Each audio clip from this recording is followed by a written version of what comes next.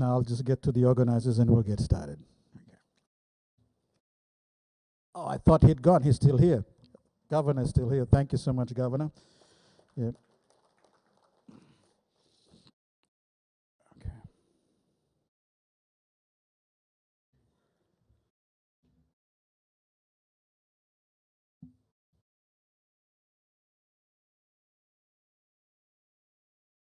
Thank you. You've been such a wonderful audience. Big crowd, overwhelming, and it's still a big crowd this afternoon. Somehow it's so quiet you can hear a needle drop. Yeah, probably I'm asking too much. When the conversations and the commentary start, then we'll probably hear the whole crowd go off. Okay. All right, I'll just look to the organizers, and when we're ready to get started, we'll get started. Just give us a moment or two, and then we'll get started. Huh?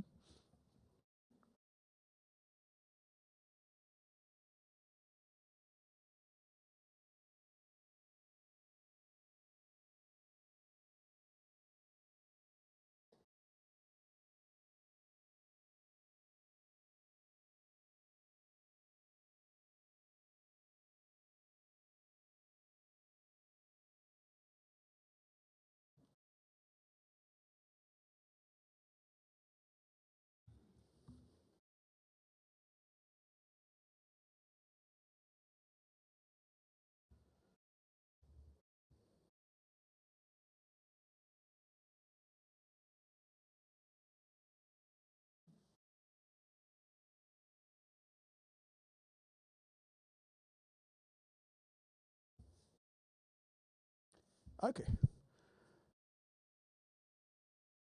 Hey guys, now raise your hands a little. Okay, come on. This is so tense. It's like, a bomb's gonna drop. Raise your hands a little, huh?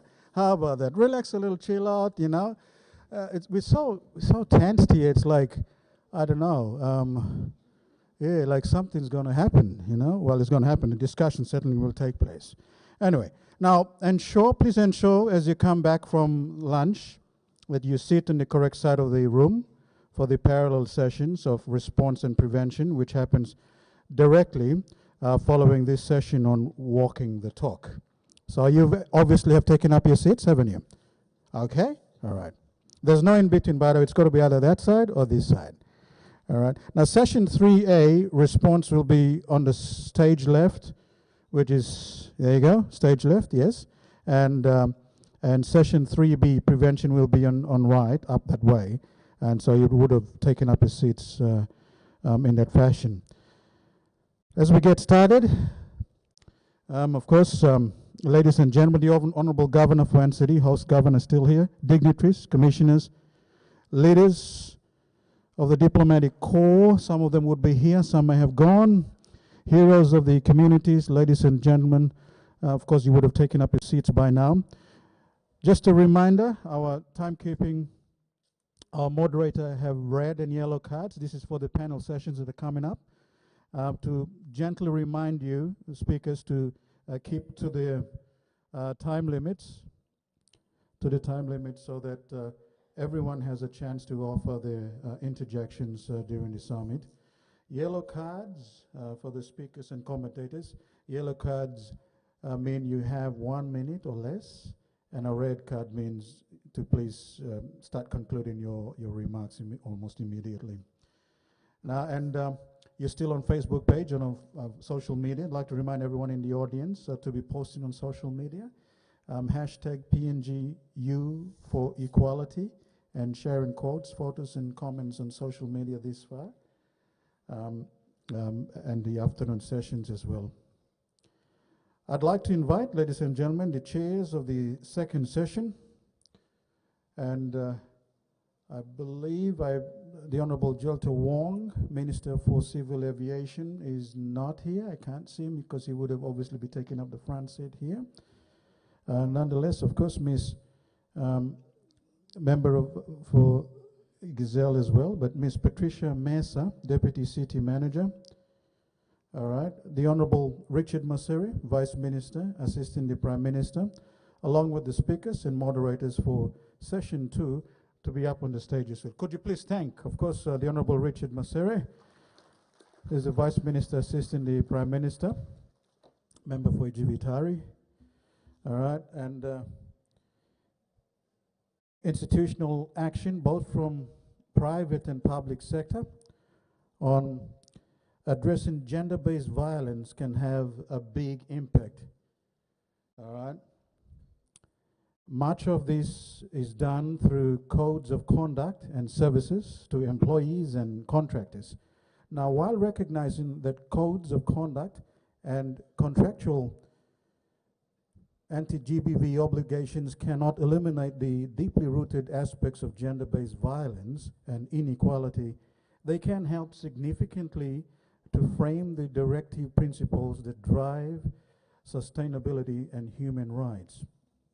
Now, gender equality in codes of conduct are a first step towards designing a strategy that incorporates a focus on women, establishing gender-sensitive sourcing practices, and securing buy-in and building the capacity of suppliers on a topic are examples of elements that a company or institution needs to have in place to drive positive change for women workers in its supply chain and community.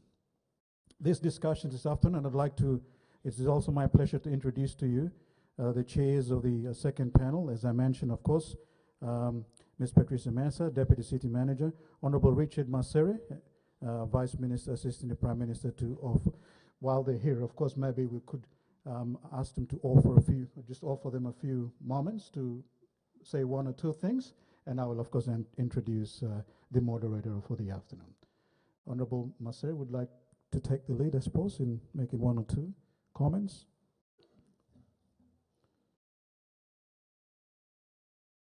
Yep. Okay, and the microphone. All right. Thank you, Douglas. Firstly, let me take this opportunity to convey the apologies of the Minister for Civil Aviation and member for Gazelle. Apparently he's caught up with district matters, so unfortunately he could not be here to participate in this very important event.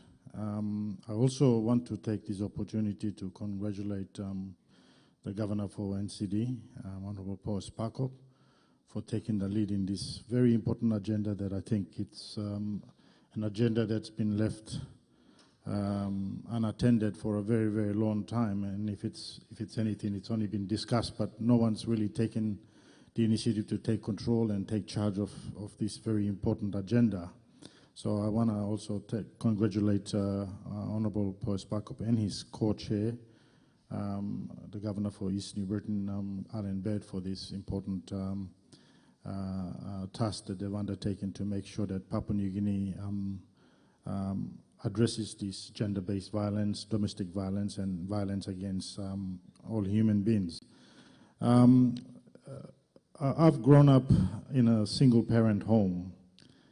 My mom and my dad separated when I was quite young, so I was raised by a single mom who always reminded us that she was the man and the wife of the house. So my brother and I grew up under very strict rule at home. And for those of us who are men here today, let me just tell you a secret that the women have kept secret for a very, very long time. They're actually in charge of the family, not us. So I think those of us who grew up in the home of a single mom, we saw the type of leadership she provided for us at home. And today I'm a good father and a good husband to my wife and my children because of her upbringing. So when I was asked by Governor Parkop to be part of this important agenda, without any hesitation, I said you can count me in, because I believe women play a very important part and a very important role in not only grooming leaders of our nation, but also setting a very strong foundation for our family. And last week I had the privilege of doing a media briefing with the governor, and I mentioned two things that generally encompasses a family. A wife is generally seen as the pillar of the society, and a husband is seen, or the father is seen, as the role model of the home. What that signifies is that wife or the mother being the pillar of the society is that she provides the comfort, the love, the caring, the grooming, the shaping, the feeding, making sure that your kids are put to bed early, the kids are washed, husband has a nice warm meal to get back to eat, the house is clean. So she is really in charge when you think about it. And the role of a husband is to provide leadership, provide a model for the children to grow up and emulate when they become successful in life or generally be grown up in their families. Because generally you find that if we do not practice these basics at home, our society will fall apart. So today I believe when we say we walk the talk, it is so important. You know, I think just listening to some of our esteemed leaders this morning, and one thing that was echoed quite continuously was the fact that the politicians need to take charge. But, you know, I've worked in the private sector for a very long time, and one of the things that we were groomed is time management.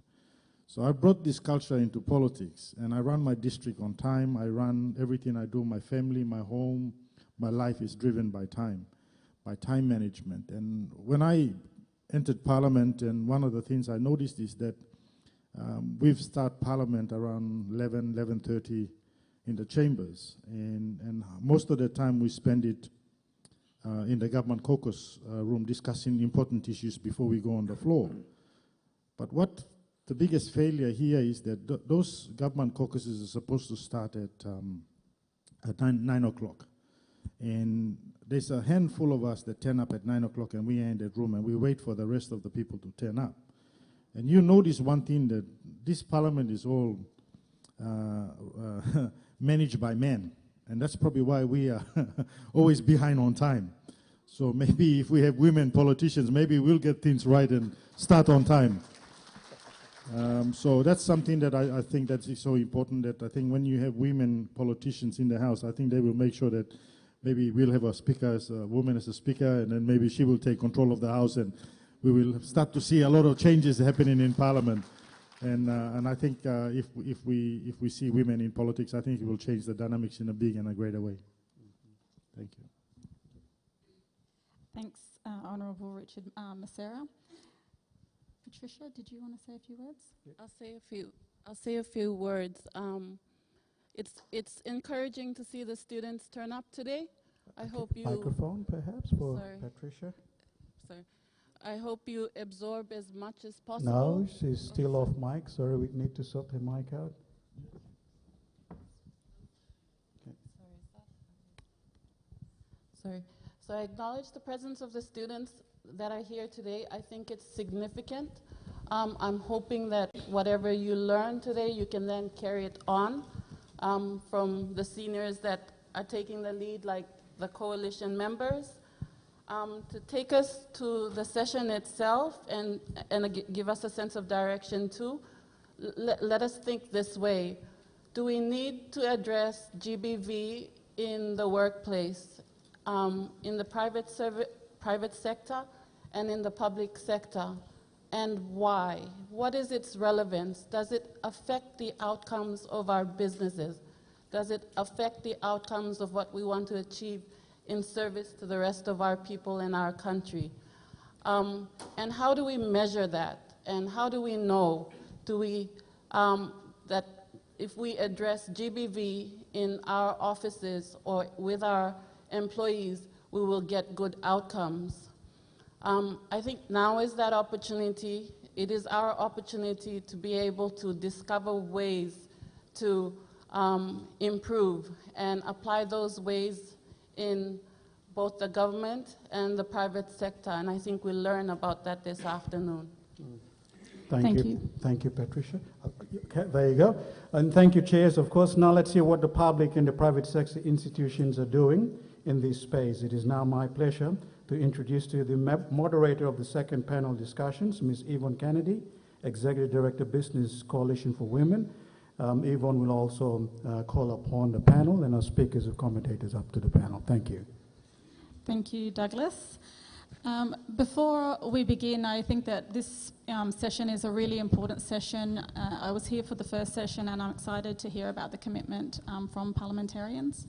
And I think it's monumental actually, and I hope that after this session there will be action and hopefully from the private sector in particularly, you'll be able to hear what we've been doing, and we've certainly been working in partnership with NCDC, and I hope that comes through today. I'm going to introduce our speakers, but the process for this session is the speakers will make comment on some of the questions that I have. We do have some commentators from the private sector here today, and they will be asked after the speakers to make comment on the work that they're doing, but also if they've got some reflections on what they're hearing through the panel discussions as well. So firstly, I would like to introduce to the stage Miss Mary Albanil, who is the Acting Manager, Internal Mainstreaming Public Sector, which is the GESI policy, Gender Equity, Social Inclusion. So her role is primarily to role model GESI policy implementation with other government departments. Please welcome Mary. Our second speaker is Mr. Bernard Kippett, who is the City Manager for NCDC. Thank you. Mr. Bernard Kippett is the City Manager and was appointed in March 2018. This is the second time he is the City Manager after he was appointed to the position for the first time in 2000. Thank you and welcome, both speakers. Our commentators after the speakers are Mr. Robin Fleming, who is the CEO of BSP. And BSP has been doing a lot of work in terms of institutional change. So our organisation, the Business Coalition for Women, has been working with BSP around their group family and sexual violence policy. We've conducted training throughout their organisation, but they're actually also a key partner in Belly CPNG, which is a case management centre and safe house in Port Moresby. Our second commentator is Miss Pam Kenyon, who's the Human Resources Manager from Number One Trophy House Limited. Number One Trophy House Limited also has been doing a lot of work in the gender-based violence space and has recently engaged us to implement their family and sexual violence policy. They've been big contributors to other safe houses in NCD as well. Our third commentator is Mr. Leon Buskins, who is here today, who is the Country Manager for Oil Search Limited. Again, Oil Search has been doing a lot of work in this space. They have implemented a family and sexual violence policy, which covers all of their sites, including Alaska and Australia. And they are also key implementers and big supporters of Belly CPNG and are program managers for Belly CPNG. Thank you. And our final commentator is Mr. Michael Copera, who's the Operations Manager for Black Swan. And they too have also implemented a family sexual violence policy. We have been rolling out a baseline survey with Black Swan. In a year's time, we will be doing an endline survey to see the change that has occurred at Black Swan as well. So thank you, commentators. So firstly, I would like to, give a little bit of a history and why we're here in this space, and maybe do a bit of an introduction before I ask the panellists some questions.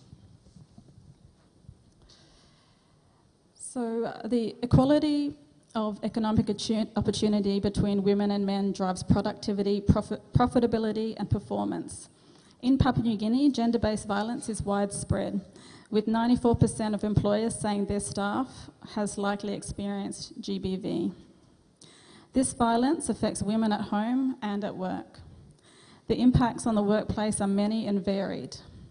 The threat of violence at work increases liabilities, creates occupational safety and health risks, and reduces productivity by affecting victims' performance. It also contributes to turnover and hinders career progression. By introducing the National Public Service Gender Equality and Social Inclusion Policy, the government acknowledged its leadership role and responsibility for policy development. and as a major employer, its ability to positively influence change in our workplaces and communities.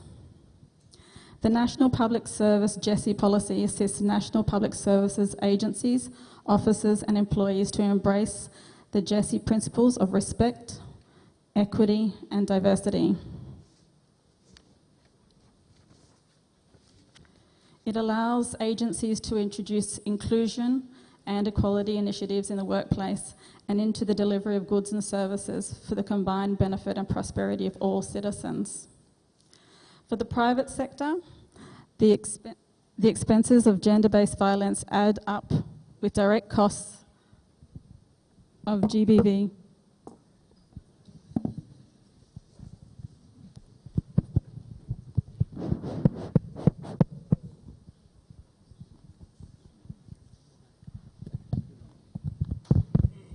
Hello? Can everyone hear me? Oh. Now, I'm just in the dark as you are. We all, okay, we'll get our technical team in the back there to get the why sorted out, and then we'll continue. Yes? It's coming out well on the outside, but not in the building. Well, perhaps I can just raise my voice. Shall I just raise my voice? No. We still have to sort it out. Hang on a sec. Okay. So if you don't mind, just bear with us for a moment. We'll get the technicality sorted out here, and we'll continue.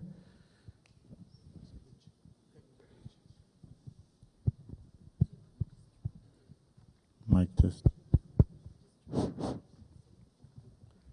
Testing. Mic test. Okay, should be all right now. No. You put your mouth right here. Hello? Yep. Okay. So for the private sector, the expenses of gender-based violence add up, with direct costs of GBV adding 3% to 9% to total payroll expenses, and indirect costs adding another 45%. To address this and other gender-related challenges, a group of companies from Papua New Guinea are implementing GBV policies and working jointly to change public perceptions, and have been successful in supporting their employees in reducing the costs of GBV. Following Jenilyn Kenley's murder, the business community in PNG has taken action, including organising vigils, wearing black in support of those who suffer from gender-based violence, sharing messages on social media, pledging commitments and signing online petitions.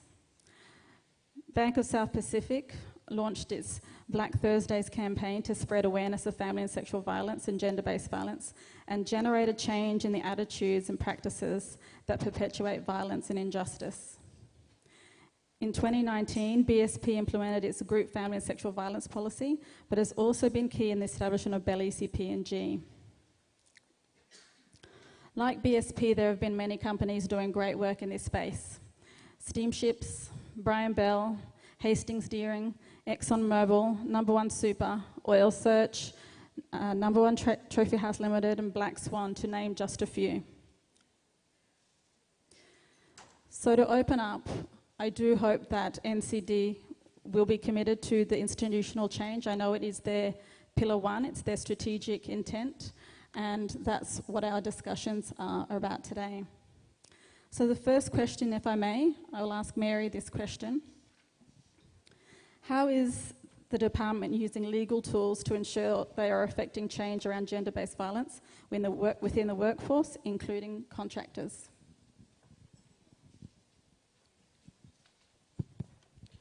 Department of Personnel Management is mandated to implement and enforce two very important policies. The first one is the leadership framework, which ties all contracts to their KRAs and KPIs, and the GESI policy is in there.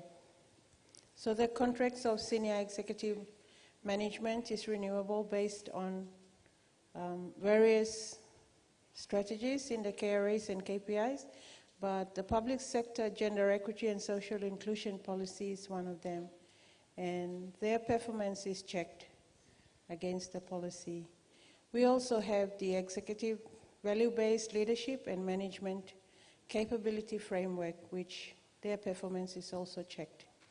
So in the public service GESI policy and in the framework, they both share the same values and principles of leadership. And that's honesty, transparency. We have 8 of them in the policy if you've read them. They're also on the website, on our website. So the same policies are shared by the 2 framework and the policy itself. In the policy, the framework is enforced through the Executive Leadership Development Branch, which is catered in the Capacity Development Division. And Capacity Development Division is where all the scholarships are managed. The Executive Leadership Development is also housed there, and they check on the executive leadership's performance, and the contracts are tied there.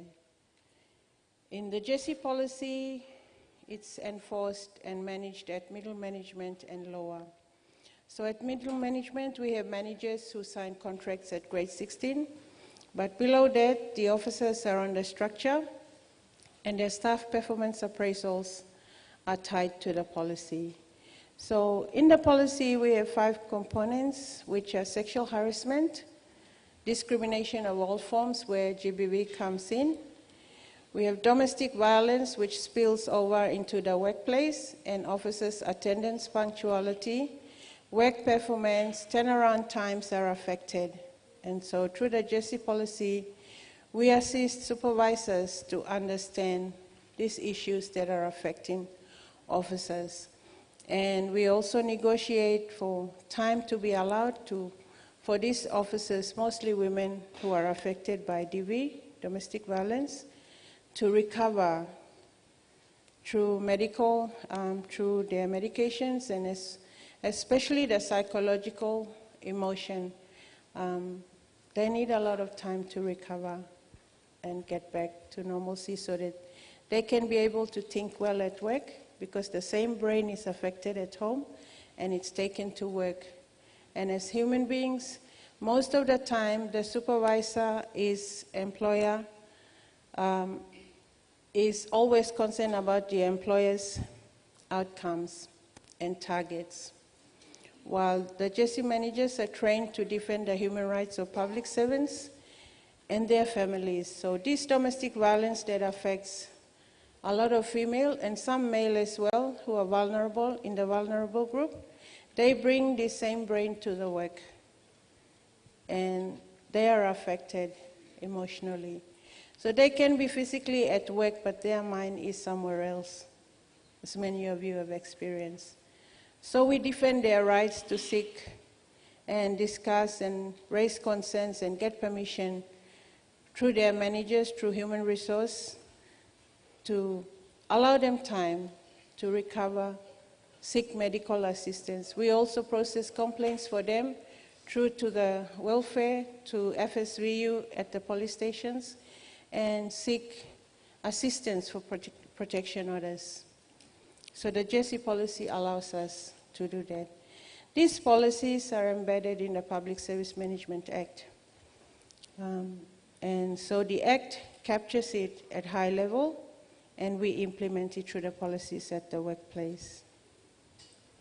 Thanks, Mary. I think that a lot of us, when we hear about policies and workplace policies, we tend to roll our eyes a bit because we wonder if they can actually create change within the organisation. So I guess the next questions that I'm going to ask is about, well, how is that change happening at the organisational level? So I'm going to ask this question to you, Bernard, is how are staffing and contracting policies and procedures, including how staff and contractors are hired, evaluated and edified on gender-based violence policies, being used to instill a culture of safety and inclusion? Okay, thank you. Thank you, Yvonne. Good afternoon to everyone. I'd like to start like this. First of all, we have Governor Paul Spakop, who is a co-chair of this session today, and he has been a very strong advocate, for the GVV. NCDC board is also here too. Some members of the NCDC board are here, and they've approved, the establishment of what they call secretariat at NCDC. I'll tell you the story. You know, the journey goes back to 2015 when a family sexual violence unit was actually established at NCDC. And I think that was responding, you know, just after NEC decided to pass a decision sometimes in 2013 with respect to, you know, provinces establishing family sexual violences, you know, in their respective provinces. So the journey sort of follows on from there, from 2015. I think this year it became very, very serious because now we have sort of transitioned away, or if you like, we've taken the family sexual violence unit and now we've amalgamated it to under the GBV unit. And I think this year we took that further by launching a GBV strategic plan, 2020 to 2022. The reason behind that and the rationale, or if you like, the main theme, you know, behind the GBV, you know, is defined into three different pillars. You have the pillar 1, you have the pillar 2, and you have the pillar 3.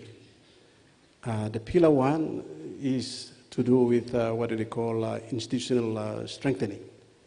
And I think that will be the, if you like, I'll be elaborating a bit into details on what we are doing right now at NCDC. That is the reason, or, you know, the rationale, you know, behind pillar 1 is to look at the organization itself. You know, how can the organization be reorganized so that, you know, they can handle issues to do with gender-based violence and also gender equality.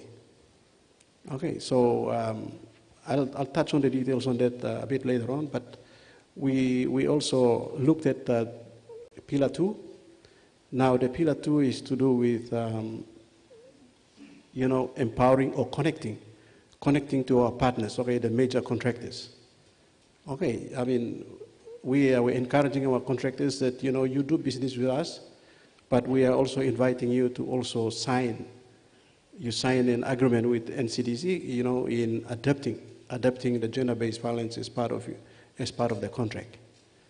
And, you know, before I go back to pillar 1, I think most of you may have seen that, I think in some 3 weeks or 4 weeks ago, we did a groundbreaking ceremony for a major roadworks development from 9 Mile to 14 Mile, which is about 61 million kina. It was awarded to Hebo Construction, and they've already accepted.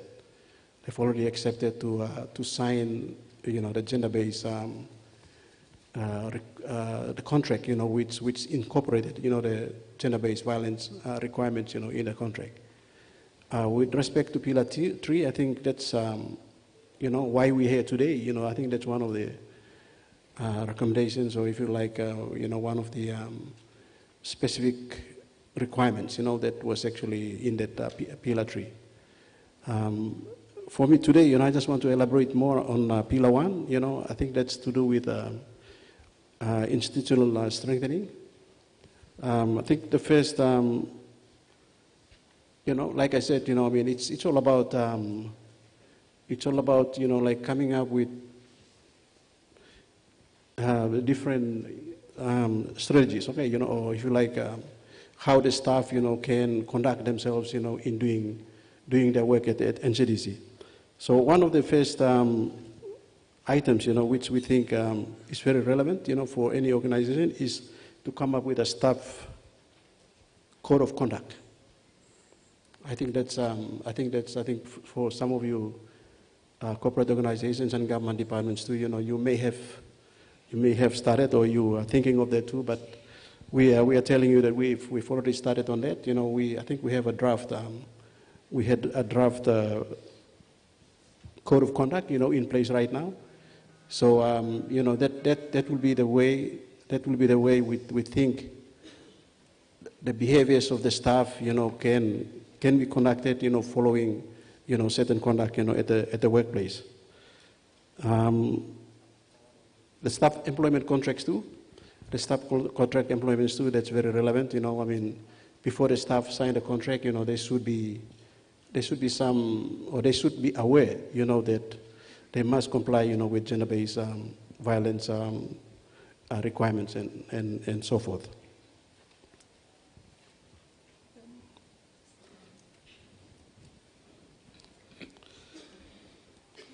Sorry, I'm trying to read it from here, but it's sort of slip away, Bernard, time's up.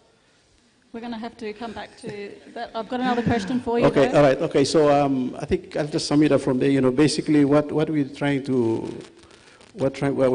say there is, we come up with, we relook back, we relook into the organization itself, with all the policies, and we incorporate, the very important aspects of JVV and also the gender equality.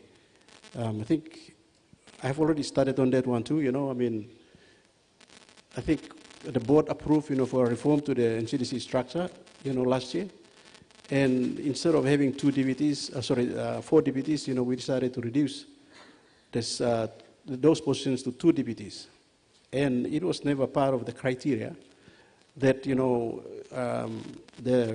there should be a man, or there should be a man, appointed to one of the DPTs and a female to one of the DPTs. Okay. But we saw that it makes a lot of sense. It makes a lot of sense that it may be appropriate or necessary that, maybe we can appoint a man, as a deputy to, head one of the sections of NCDC and the other to head the other sections of NCDC. Okay, so, those are some of the steps that we've already taken, to address gender equality at the workplace. Thank you. Thanks, Bernard.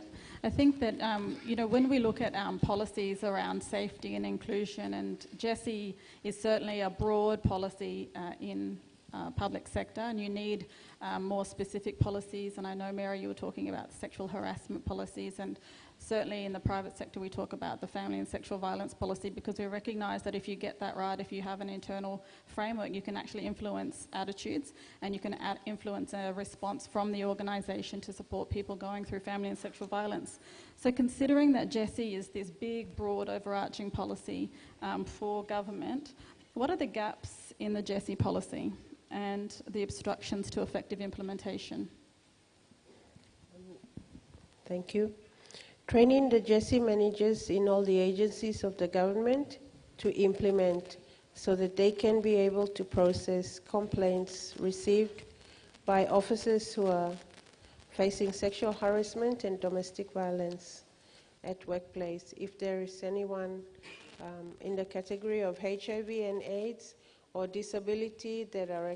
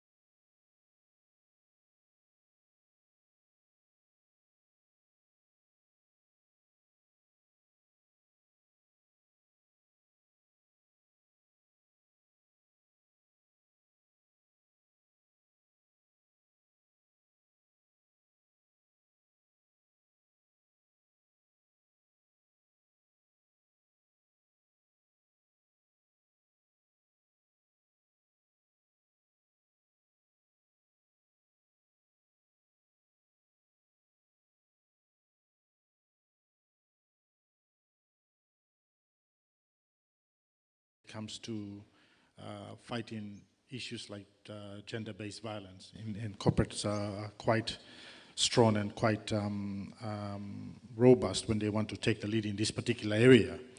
When you look at it from the outside, looking at 3 levels, you've got the leadership level, which is the politicians, the bureaucratic secretaries, managers in the corporate environment of the government, and then you've got the working class, and then you of course have the grassroots. So when you're addressing gender-based violence, you're looking at 3 different areas that you need to address.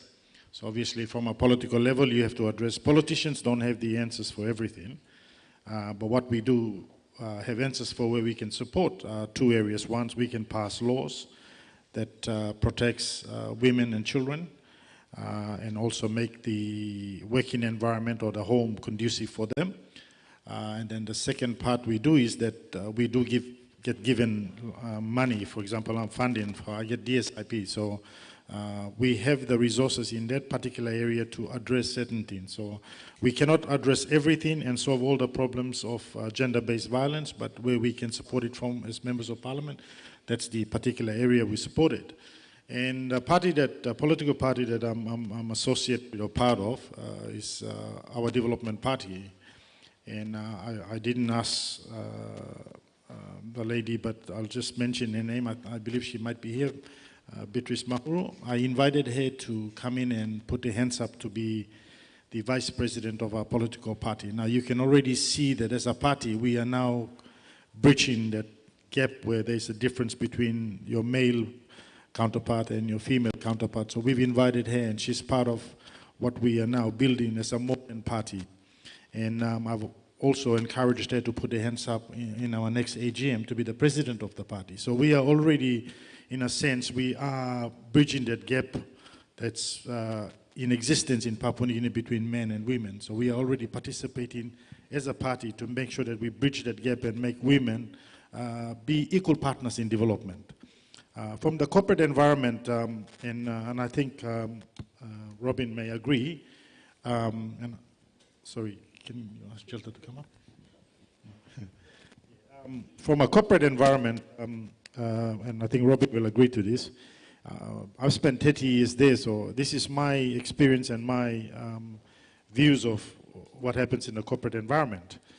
Corporate environments are quite structured in what they want to achieve in terms of what their objectives are. So there's 2 things that drive a business to make sure that individuals are accountable and become result-oriented, and that's 2 things that drive them. And one is make more money for the business, and the second part is that we measure your performance, which is through KPIs. So the business generally set these 2 objectives in the business, and then they drive that through their employees to make sure that they achieve those objectives. The only time the business interacts with the spouse, interacts with the spouse of the employee is when they have functions. So quite often the businesses don't really get to see the family side of the spouse. So you know the saying goes, you drink a few alcohol and not long alcohol by tok tok. So the businesses don't really see the real spouse of the family. So it is incumbent upon businesses to try and not only be focused completely on KPIs and make more money for the business, but it is also an important part of the business is to make the spouse part of the family of the business by having family days, bringing them together. And when they do that, they're encouraging families to unite at home, families to work together, families. The spouse now respects the officer that's working with that organization, and because he feels that he's also part of that result that the partner is delivering in that business. And you will see that within business, you can make policies, you can make laws within businesses to address gender-based violence. But if you don't involve the family as part of the unit to deliver those results, I believe businesses will continue to have issues in gender-based violence. So that's something that I've been involved in the corporate environment. It's so important for businesses to include families as part of their results. And I congratulate BSP and Black Swans and the others who are also driving this and creating that environment. One way that we can do this is as responsible, corporate responsible people to organizations or people within the country, is that it is also incumbent upon us to also drive those messages to our customers, our clients, our friends, our families. And I think, Governor, something that we can talk about into the future is that such summits like this, we should spread it across the four regions so that we have them concurrently, so that we're driving the same message at the same time to our community, so that this is not only Mosby-based agenda, but this is an agenda in the country. So whilst you have good corporate citizens in the country, we can also partner with these business communities and also drive those agendas into our communities. Thank you. Thank you, Richard. While I have this opportunity, I would like to welcome Honourable Jalta Wong to the stage. If you could join us for these discussions, please.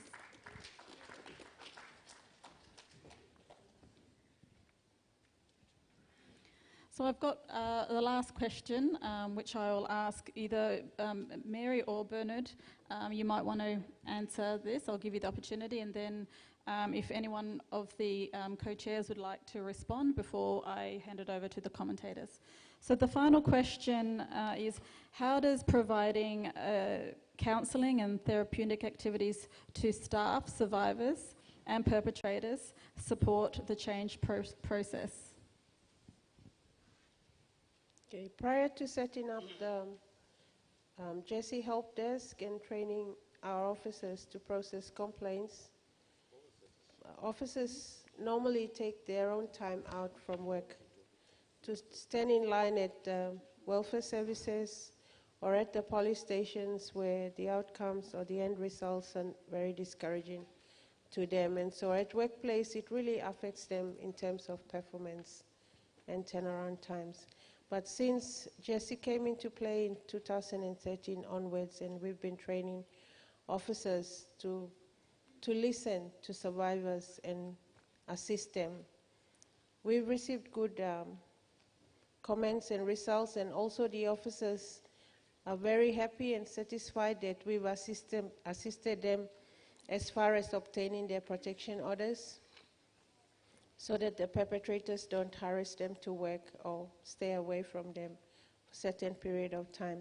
But the struggle we have, as usual, is encouraging them along the way and empowering them to make those decisions to reach the protection order applications to the court, and then the court can assist them. So especially mothers thinking of their children and withdrawing along the process, but us following them up and having those tea and coffee times and sharing with them that for you to continue earning this income and supporting your children and your family, you need to prosecute and get a protection order. So we also struggle and share the stress that the survivors go through, but I believe it's a process and we have to encourage them to reach that point. Yes, and I think that's a really important point, is that, you know, any kind of issue like family and sexual violence or even sexual harassment, it actually does impact on colleagues and the organisation as a whole. So if NCD is committed to that GBV strategy, that Pillar 1 around institutional change and working around their policies, the implementation of it is key to that and key to that change and creating safe environments. So I just want to open it up to Honourable Jalta Wong. We've been talking about institutional change, policy, but also action, and how it might impact attitudinal change at the organisational level, as well as change, hopefully, nationally. Thank you. Sorry I'm late. Andy Giddy and I didn't see eye to eye, and I was travelling in from the district. But I had to come straight here because this is something that I really believe in, and I believe that our country is so far behind in pushing equality within working environments. And you see it in our government, where at one stage we had three secretaries who were at the top of their game, and then because politics put it together, we had to lose one or two of them, and then we only had one left. But slowly, we've with this government, we're looking to make sure that women on every board, and to make sure that that we are all equal in how we make decisions. Because the way I see it, like when I took over office in Gazelle district, I was the only district that had two presidents of women. Two presidents of women, so who are women. So when we had the next presidential race, I thought, geez, these two women did really well in their time there, and if I could help them, they'd come back. But unfortunately, something happened where women didn't support them enough to get them over the line, and this is where I see where the problem is with when we want to push women agendas and everything, is that women themselves have to start sacrificing their, like, just for example, if there's an electorate district where there was nine women or something stood for this one seat, and sometimes I sit back and I think, why did these 9 women stand for the same seat? Why couldn't they all just combine together and become a force to be reckoned with in this seat?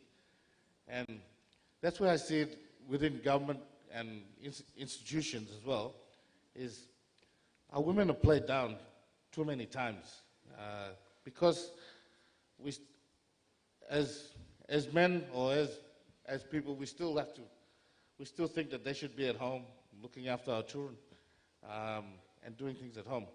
When at this point of time, you know, they've already looked after the house, they've made all these things, and our country now, I don't know what our population is now, but I think it's women are more than men at the moment. It's about 55, 45, Richard? I don't know. But we need more stronger women to stand up. You don't have to be strong. I mean, sorry, I shouldn't use the word stronger women. We just need more women to stand up so that we can understand. I mean, I've been to some meetings where it's just dominant, male dominant, and it's quite sad because these meetings, most of them would deal with community development and things where we need women's ideas and to move forward and to make things happen. And it's quite sad when there's people that have been stuck in these places because we don't have the jobs for everybody. And people get stuck in their little cliche groups, and they make it hard for women to come into those groups. So that's one of the reasons why I had to rush straight from the airport here. I feel that as a leader of this country, I've been pushing. Every time we have a secretary position or a position there on the board for women to come into, I push hard because I believe that once our people accept the fact that we are all equal, then this country will go way beyond anything. So thank you for inviting me today. Governor Pakop, thank you. And I agree with the Honorable Richard Masari. This should be in every region. I don't think Port Moresby should have it all the time. And you will see a different platform when you go into the regions. Like in New Guinea Islands, you'll see some very strong women come out from rural areas, and what they will be fighting for will be totally different to what you have here in the cities. So I really hope that we can move this to the region areas, and I'll fully support it there. Thank you. Thanks, Honourable TVWAN. So before we open it to the commentators, Richard, did you want to have a few more words to say? Yes, sorry, Yvonne, I don't mean to sound like a politician speaking a lot, but this is saying when you give a politician a mic, he won't stop talking. Anyway, just to add on to Honourable TVWAN's comments on and also Yvonne's comments on institutionalizing changes. In my honest view, it has to be consistent, meaning that if you introduce a change on a small scale, you must consistently drive change every day, every week, every month, every day. And by doing small changes over a period of time, you will achieve the results and the objective that we want to set out to do. So when we look at the corporate environment, for example, you can introduce a policy to end gender-based violence.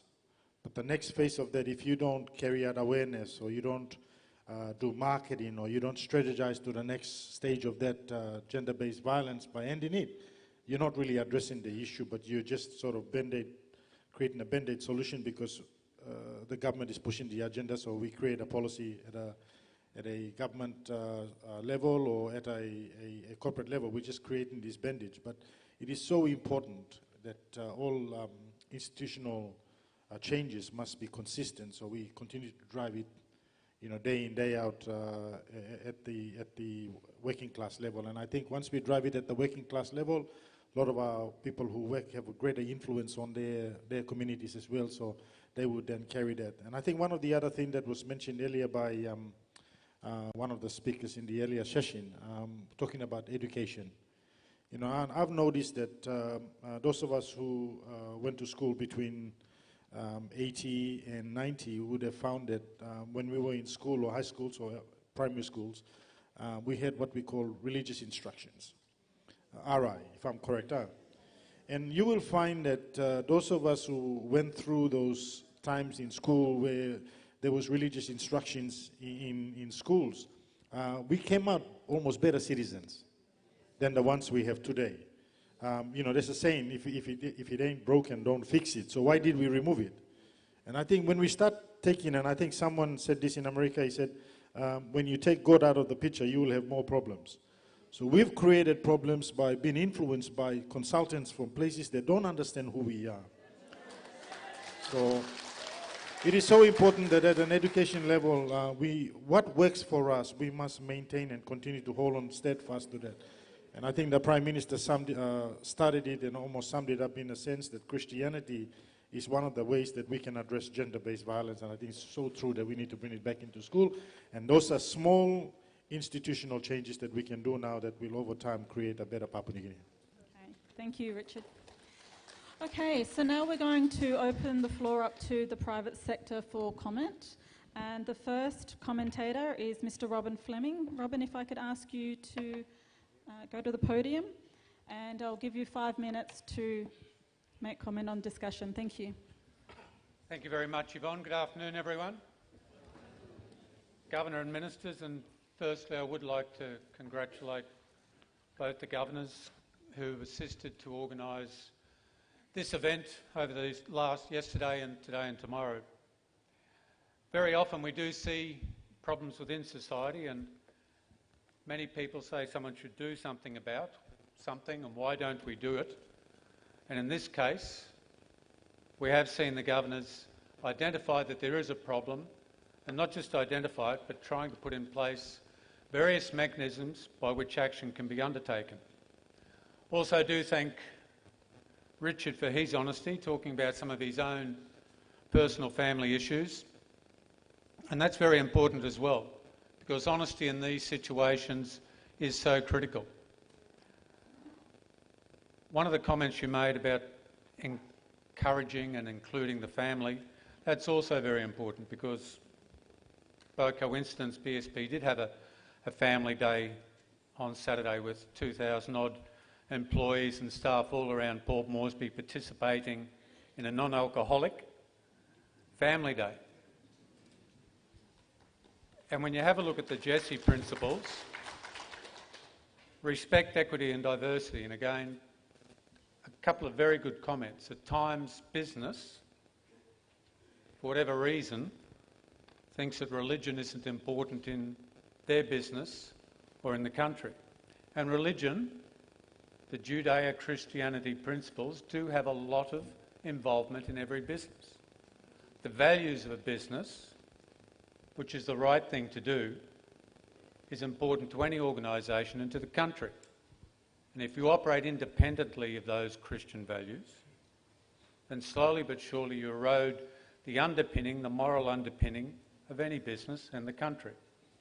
And no business should be afraid to say that they adopt those Christian principles. No business should be able to say that they shouldn't have a prayer before a meeting starts.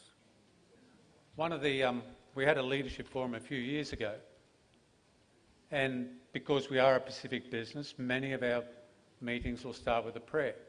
And we started with a prayer of thanksgiving for the weekend we're about to have, and then we have the debrief at our executive committee on the Tuesday, and the head of IT said, "I'm not sure if the prayer was really helpful with the leadership forum." I said, "Mate, maybe IT should pray a bit more. Might help some of our IT problems." But there's two particular questions, and I do want to thank very much Mary and Bernard for their comments. And like many businesses, as was touched on, we talk about our policies and our procedures, implementing them, having various mechanisms for dealing with the staff. But how are we able to provide support via those mechanisms for the children, and many of them in attendance here via the schools? How can we provide support for the children within possibly with the assistance of educational institutions?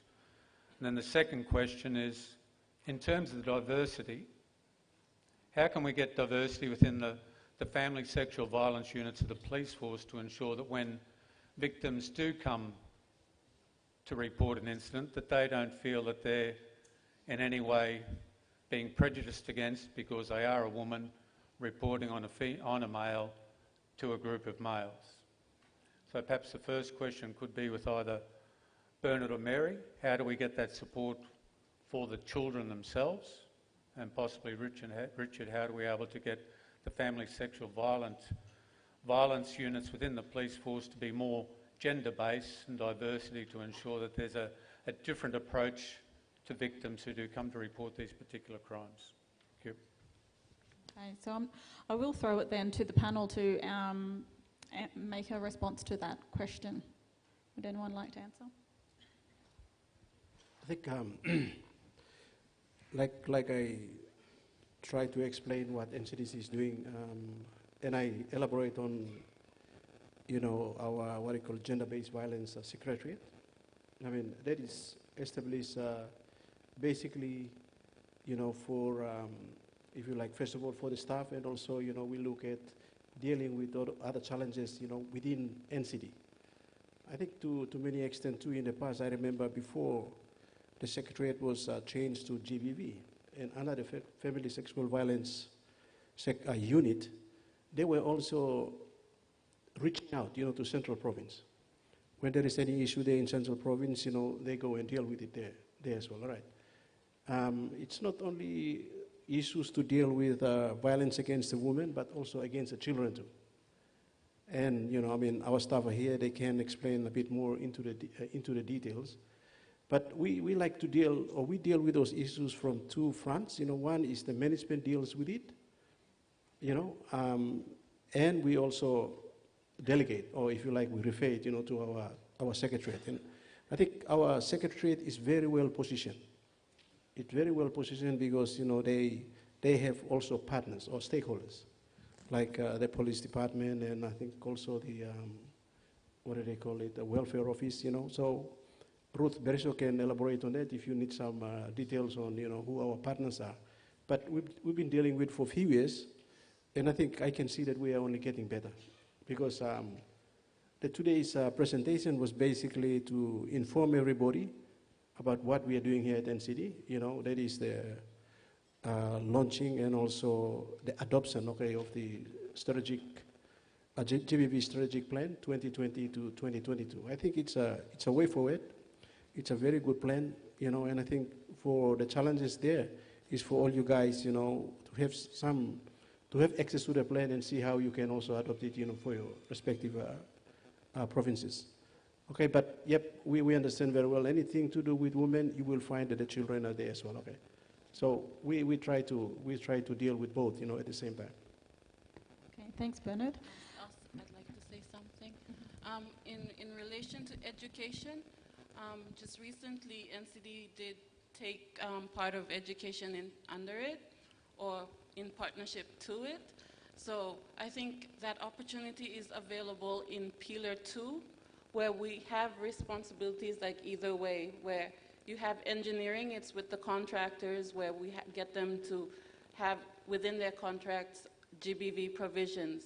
Now we also have education as well, so this is probably the perfect opportunity where the community social services part of our service delivery can assist the students or come up with awareness programs with the support of teachers in NCD to educate awareness on GBV in the schools. And hopefully, as we've heard, getting it eventually being part of the curriculum and religious education. So I'm happy that the students are here and the teachers are here because they can all then support the organization NCDC and their provincial administrations to ensure that GBV, gender equality, is pronounced within the education system, and so that ensures that our children hear it loud and clear and change eventually starts happening.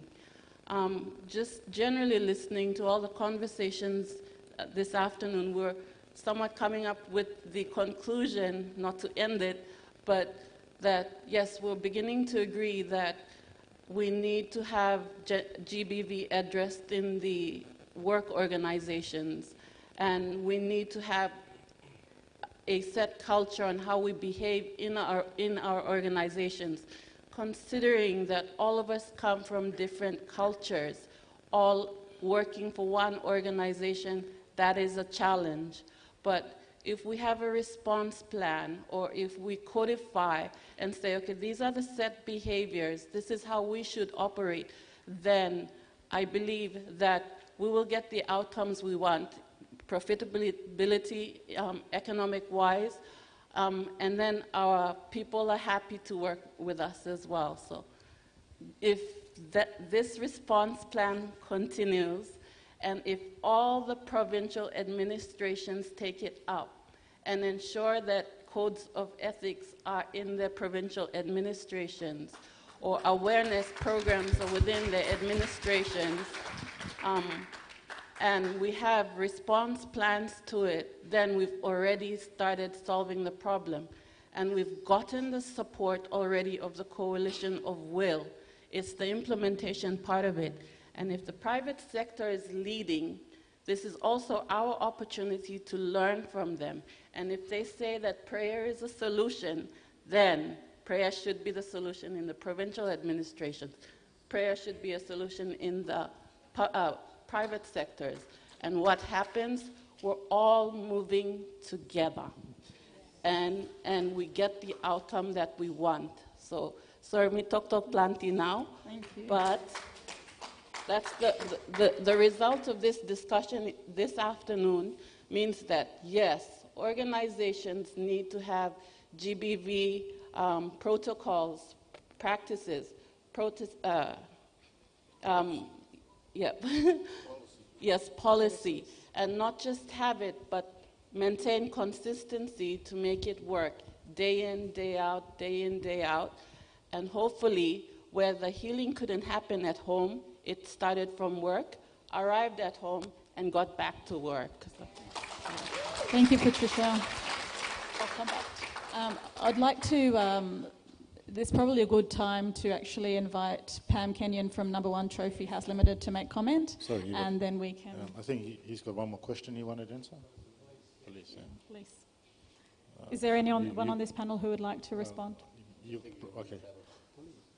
Well, Jalta's got some experience as a former police minister. I think, Robin, that question is an important part because I think that's the policing agency. And I think one of the biggest issues we have in our police force is that unlike every other work requirements today in the world and in Papua New Guinea is that you have to have a university degree in order to qualify for a job. And unfortunately for the police force, we don't have that. You can leave grade 10 or grade 12, I think that's the requirement. Go up to Bomana, spend 6 months there, and then get out into the police force and expect to be one of the best performing police personnel out there. And I think that's where the problem starts. So if we're going to address our issues in the police force, both at the personal level and both the way they treat offenders, I think the best way to do that, and I think our government has passed a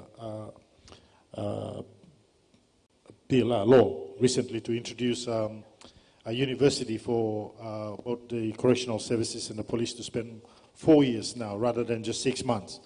So I think in the long run, I think this will address some of the issues that are faced by the police force. But on a short-term basis, I think it's so important that all members of parliament, including governors, need to interact more with our provincial police commanders in the hierarchies of the police headquarters here, and find ways how we can work in collaboration to ensure that if funding is required to address that particular issue, then we should make funding available, whether it comes through the national government or through our district funds or through the provincial administration. Then those are some leading ways we can address the ongoing issues in the police. But as it is right now, I think putting them through a 4-year training is probably the best way to address some of the issues in the police force. And, during those times, they can, use that opportunity to deal with psychological sides of issues that they may come up with.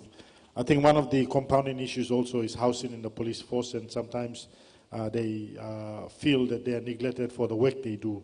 So these are some of the contributing factors, but I guess these are problems that have existed over the past with less attention from the government, but I think under the current government we are addressing some of those issues, so I hope that over the course of time we will see some attitude change in the police forces, and that will then be reflected in the community in the long run. Thank you. And I heard key to that was the resourcing, so hopefully that, both local level, government, provincial and national can work together around that resourcing. But I will now throw it over to Miss Pam Kenyon, who's the Human Resource Manager for Number 1 Trophy House Limited, to also make comment.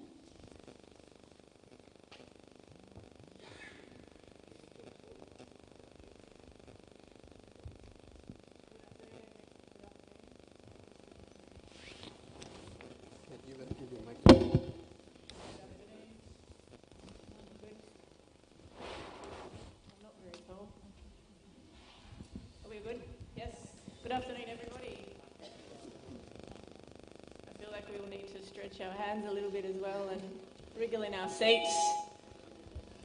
I'm not sure how to Thank you for the invitation to come and speak this afternoon. Relatively new to my role as HR Manager at Number 1 Trophy.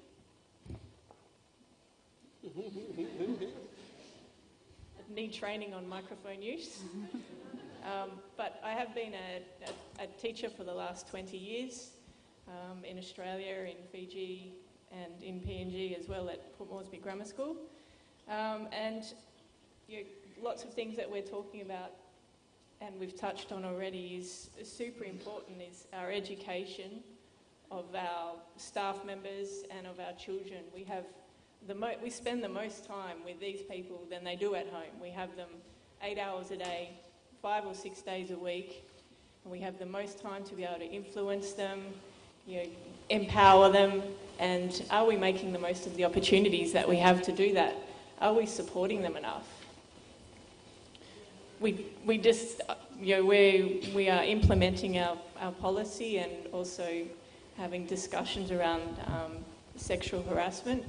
And I think for a lot of people, they just take for granted that people understand what that means. And when we have our code of ethics, as mentioned, and our code of discipline, but do our staff actually understand when we're talking about gender-based violence, everything that it includes? We think of some of the main things, and maybe we think of physical abuse, but do they actually have an understanding of what gender-based violence is and how it affects everywhere, everybody, everything in our community? We need to have honesty and communication, and one thing I've noticed at Number 1 Trophy is as we've tried to develop and implement our policy, the staff themselves are actually having those conversations amongst each other. And yes, we have confidentiality, and it's a safe environment for staff to share.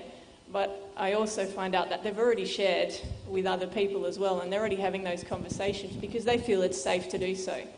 They feel that they're now in an environment where they can ask for help and they can get help, and they know that there's no other consequences to them getting that type of assistance.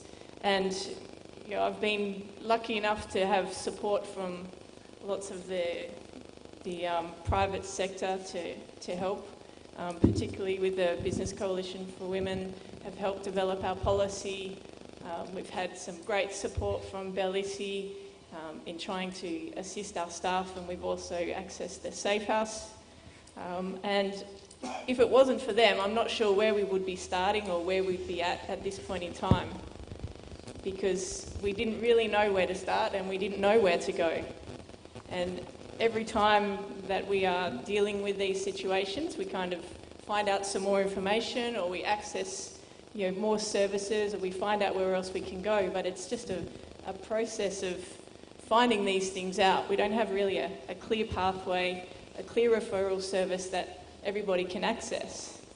And I can feel comfortable saying that I feel that the staff that we have are very fortunate, because they've actually got a pathway.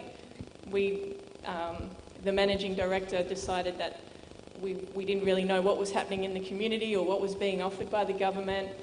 Particularly in our regions, we have shops and businesses in Lae, Kokopo and Mount Hagen, and we didn't know what was happening, so we decided to initiate our own, basically our own safe house and referral pathways within the company. And we're fortunate that we have our own security company as well, so the staff have a set of 4 numbers that they can call.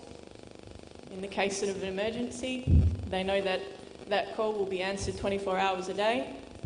They know that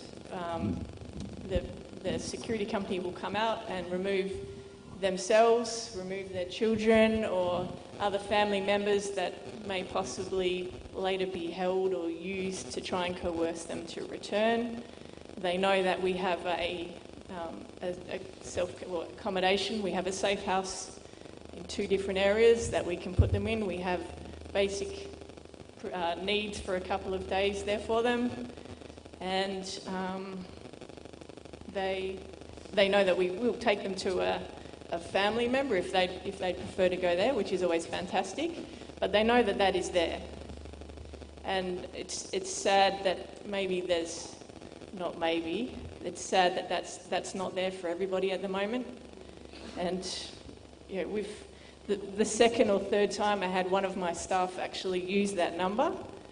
The next day she said, "Oh, am I in trouble for calling?" And I was like, "What?" But that's just the mindset of some of our staff, and just the situations that they're in, and they don't know that we want to help as much as we can, and we need to understand how we can help them. And we need to have policies, and we need to be able to help them in the other areas, in the other regions of PNG, because at the moment we've got a great service in POM that we can use. We're developing it in Lae. In Kokopo, we're trying to work with some security contractors, and it'd be nice if we could offer that to other companies and other people who need that. But without the help of the private sector and those, Bellissy, the BCFW and Mary Safe House, I don't know where we would be at in terms of supporting our staff. And they're doing a great job. The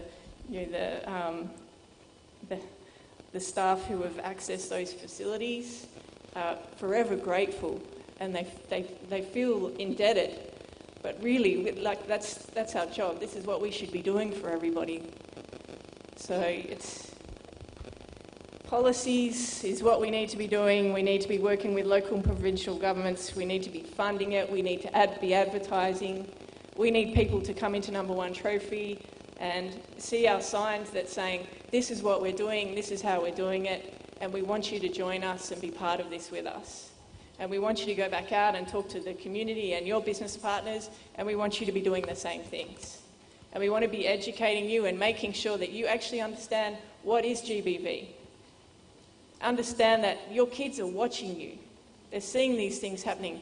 What are they going to see? What are they going to take with them? What are the things that they're forming in their own minds? Let's be proactive. Let's teach them this is what should happen. This is not what should happen. Let's support them. We're trying to work in partnership and support the safe houses. We've developed a corporate social responsibility group. We've just donated a cubby house last Saturday to Mary Safe House because we've had some families who have stayed with babies, and the mum left with 3 of her kids, and she went to the safe house, and it was fantastic that she got to access it, but she was there for 2 weeks and the kids had nothing to do. She was washing her clothes at night time so the kids could wear the same clothes the next day. She was feeding her 8-month-old baby some noodles because that was all that there was access to at that point in time. And these guys are doing a great service, but we need to be able to support them. We need to be able to make this way better for our staff who are accessing it. And these are the staff who actually get to access it, because there's a lot of people who don't get that opportunity. And a sad story, and touching on Robin's question about the FSVU, before we actually managed to develop these great partnerships, we took our staff, one of our staff had gone to the FSVU as we'd suggested, and the husband went later and offered money, and nothing happens.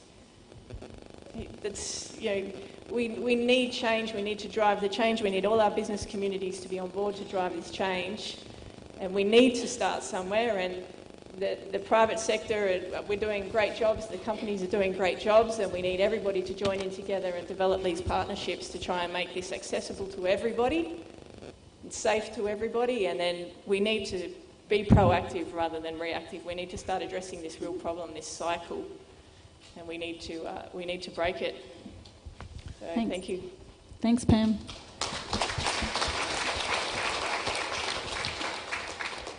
Jolta, did you want to say a few words? I'll say a few words and then I might throw to Michael and then Leon.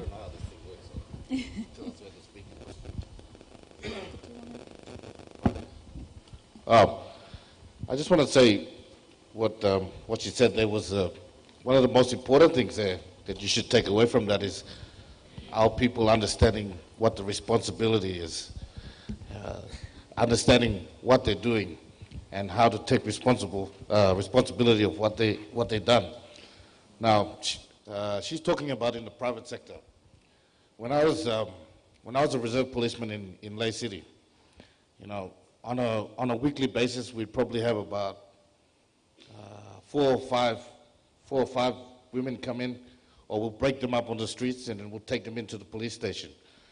Now, one of the hardest things about being and prosecuting crime is when you're sitting there and you ask them to write a statement, and then they said, oh, we can't write. So I said, okay, I'll write it for you, and then I'll read it to you so you understand it, and then we can proceed with this. And one of the things that they always come up with, and this is the answer they always come up with, usar balugatim pikinini blomia, usar balugatim house lime domina, me put him money go inside the cell. So the mindset is there, the understanding is there. How do we change that mindset?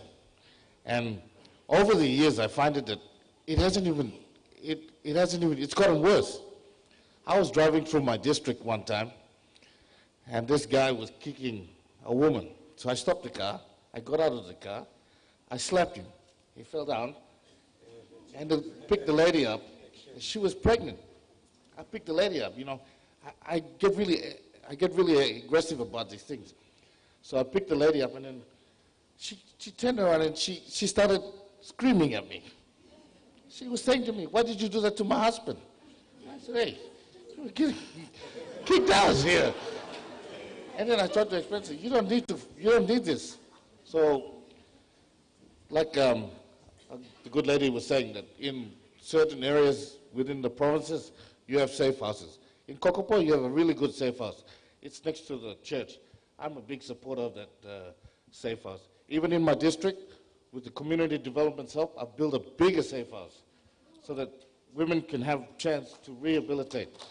But when I say women have a chance to rehabilitate, it's not only them that need to rehabilitate. If I go and I terminate this guy for belting his wife, I terminate him straight away. Then how are they going to get food? How are they going to get income? So it's my job to find out how I can rehabilitate this guy. When he's not, if I can't rehabilitate him, I'll send him straight to the prison. But that is the question. This is what I want to take away from here. I want answers. I want to know, how will I help these women? How will I help this man? How will I make sure that this won't happen again? And when I sit here and I see everyone in here, I think our focus when it starts in a city like this is good. But I really feel sorry for my rural people because they don't have the opportunity that you guys have here in the city. And my biggest thing is how am I going to help my people there? It doesn't matter where you come from in this whole country. The mindset is there. Oh, papa, mama, blah, blah, tumbo, blah, blah, blah. All working this kind of passing business. And we blamed alcohol. Most of us blamed alcohol. But then, what do you say to a guy that drinks on a Friday night and then takes his family to church on Sunday, has a great day with them, and then continues work the next day and goes on? But then what do you call a guy that drinks on Friday night, goes home and belts up his wife, and do that? Do we ban alcohol for that? Do we blame alcohol? No, we blame ourselves. We blame ourselves for not giving them the time, not explaining to them what normal life should be, civilized life. How do we explain civilized life to our people? Most of you guys are from the village. How are you going to talk about line Bayumi? You have to be civilized. How? This is what I want to get from here. Thank you. Thanks, Jalta. And because of time, I'm going to ask if we have our commenters speak straight after each other, and then one more comment from the floor, and then we'll close. So I just want to invite Mr. Michael Capera, who's the Operations Manager from Black Swan, to make comment.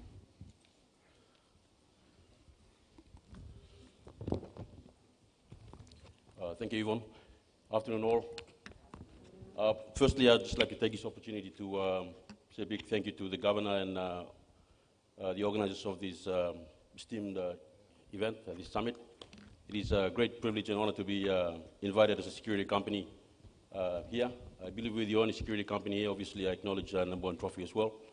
But if I may speak on behalf of all of us who operate in that space, I'm a former soldier myself. I do come from a background or an organization where there is a stigma over people who work in those, either the police or the army, that we are some of the worst culprits when it comes to GBV. I think it's very important that in order for us to address these kind of things, we should, or this issue, we should acknowledge that there is a problem. We have a problem, and we are, going to be able to step up and do something about it. Okay, it was quite a difficult thing for me to actually come up here and stand because I do have some skeletons in the closet. I'm not ashamed to say this in front of you all. Unless you admit that you have shortcomings, you won't be able to honestly address issues. I'm quite proud to be up here advocating for GBV and family sexual violence. I do also acknowledge Yvonne and her team at the Business Coalition for Women for the support that they're giving us here at Black Swan. If I may just talk a little bit about what we do here at Black Swan. We are very proud to have partnered and to have embarked on developing a policy. Our policy is still in its infancy stages, and Yvonne's team is actually working very, very hard behind the scenes with us to actually have that policy rolled out so that it is meaningful and most importantly contextualized to our work environment so that it can be effective when we roll it out. And I think that's a key thing that everybody should know from me as well, or should be a consideration taking away, that when we do develop policies, make sure that it's contextualized to our unique environment that we operate in within our country. Like I said, at Black Swan, we've got a very infant-based policy at this stage. We do, however, pride ourselves in the efforts that we've done. We have about 12 family sexual violence committee members, of which I am one. Thanks to Yvonne's team, they've trained us up in that. And to date, we basically provide that median of support to our staff in the workplace, where we do provide that support to connect them with necessary help that they require. We do address the issues within the workplace and, like I said again, ensure that there's continuity from the time it gets reported all the way to the end. We have to date, since the inception of our team, had about 20 disclosures, which is quite good, considering the work environment we have where people are actually quite ashamed, or they just tend to accept that it is normal and they keep it to themselves. So it's good to have people start coming out and talking about this. I'm sharing these things about Black Swan because I would like to, if not, encourage those organizations who are considering it or have not actually taken the steps, that if you, it's about time that we step up and do something about it. And like I said, Yvonne's team is very happy to actually come on board and assist. Some points that I noted whilst the speakers were actually answering questions, maybe a bit of a regurgitation to what the guys who've gone before me have already mentioned. But if I may say, firstly, with the services that are available to victims out there, how accessible are they? That is a very important thing that needs to be considered. I do believe that from here, when it goes back, there will be a presentation to Parliament for consideration to, firm up this thing here. So, how accessible are services to our people? We've spoken about, what we have in our companies and what we have in the departments and all that.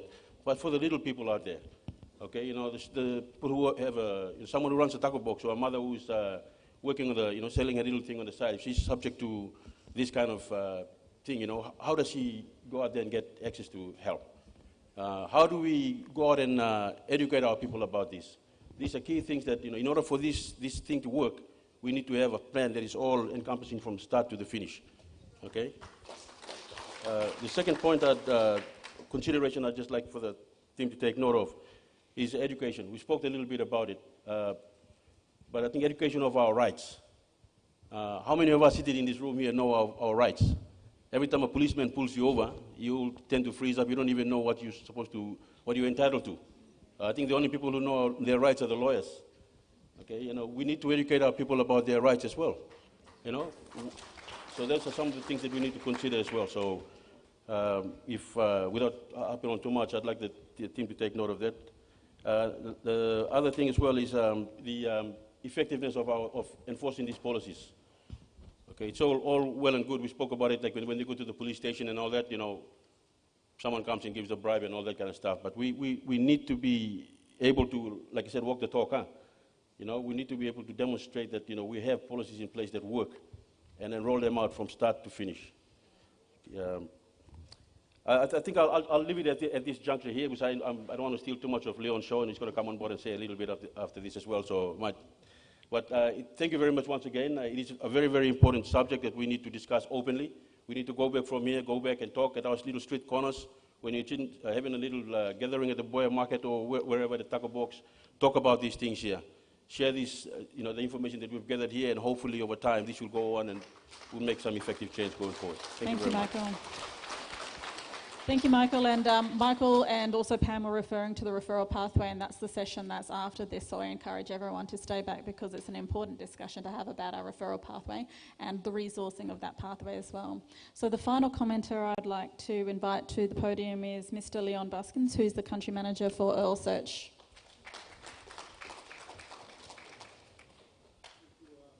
You hear me? Thank you, Yvonne, and good afternoon, everyone. I think it's called Odarahi Namona. Odara Namona. So I think it's important you may respect him now, Mamana Papa Ground, where this beautiful building, iconic building is placed. As I was listening, man, I was learning a lot in the sharing. Yeah. So thank you very much. Thank you for this. And it brought me to, and some of you were commenting about accountability, also about following through the process, the gaps. And I brought in to, talk about the corporate stuff, but I think I'll just talk, because I think this is a conversation and you know, about, we have a beautiful country, yeah, and part of the country, some parts of the country are matrilineal, or marrying or boss, yeah? And I think some of those marry are here. The one is right up here in front, and Mary New Island, where I come from. So our women have been empowered for generations. And I was just sitting there next to Honorable Member John Kaupa, and while we're talking about now, the challenges now, he was just gently whispering to my ear, we were never like that. True? We look at our fathers, we look at our grandfathers, they were never like that. True, huh? Something happened along, so we got to go back and discover, and we talk about ethics, religion, respect. We had those. True, huh?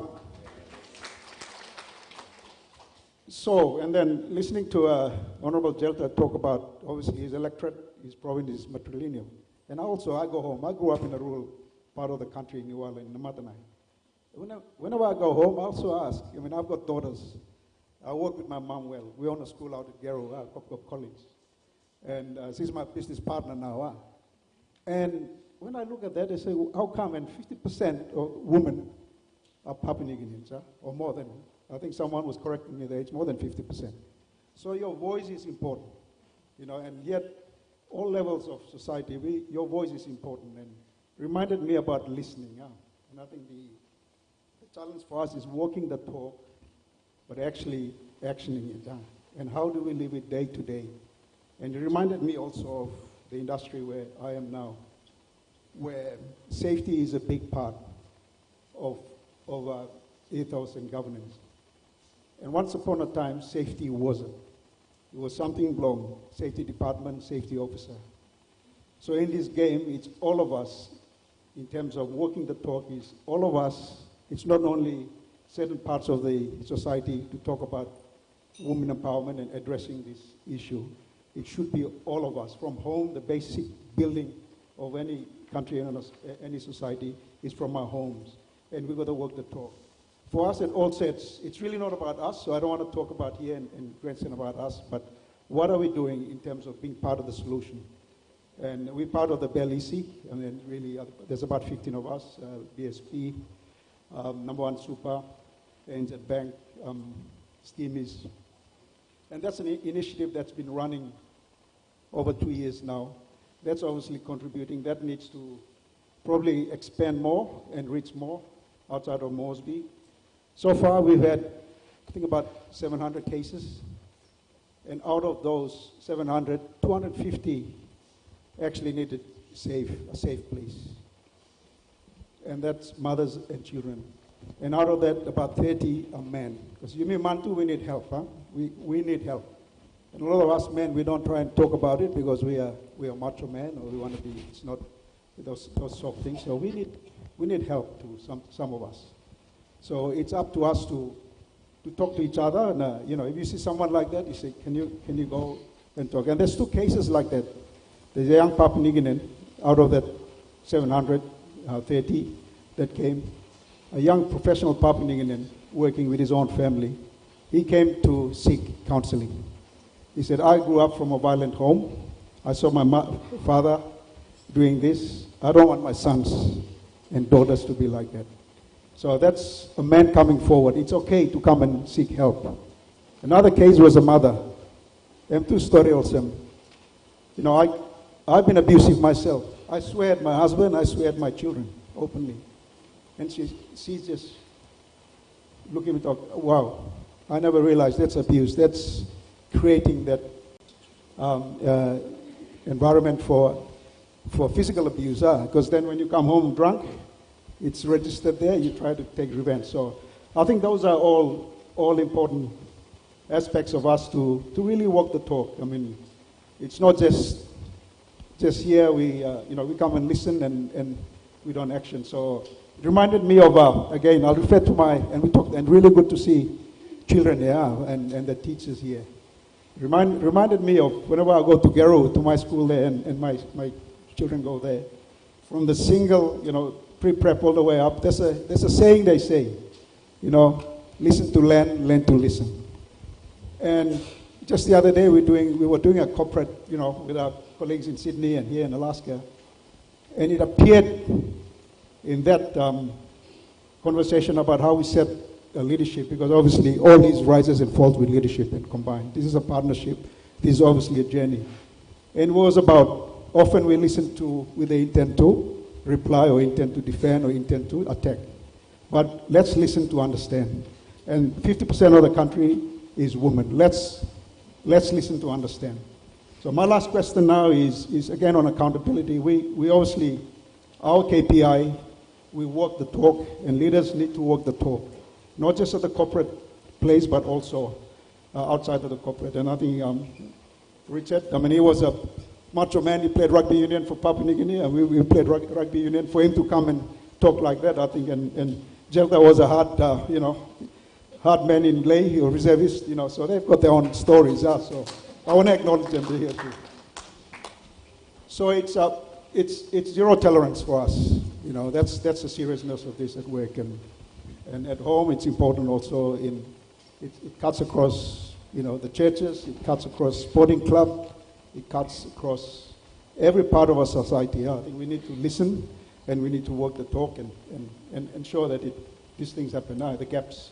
And hopefully 2022 we see some women in Parliament, because there's this thing, groupthink, and I've got some 2 minutes, can I? My own journey, I've benefited from working with women. Before I joined All Sets, I was at #1 Super and part of the transformation team. And we Can we have 1 minute, Leon? Yeah.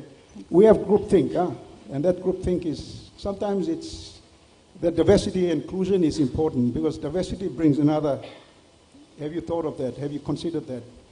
And inclusion also brings, it's not just diversity for the sake of diversity, but really working the talk in inclusion. So that's something we can apply by, being diverse, but also inclusion.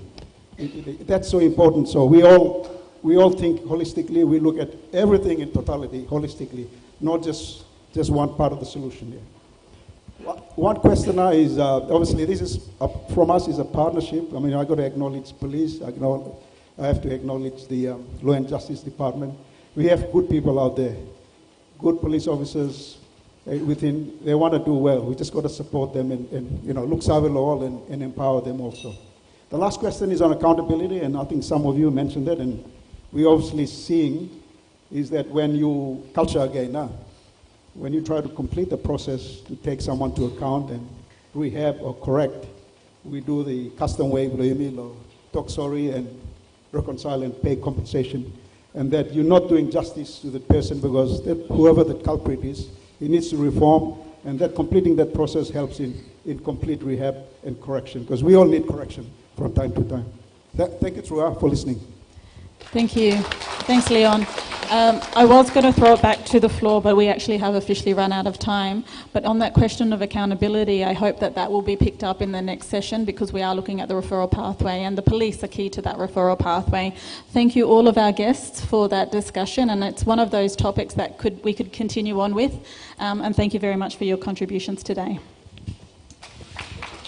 Just a quick one before we go.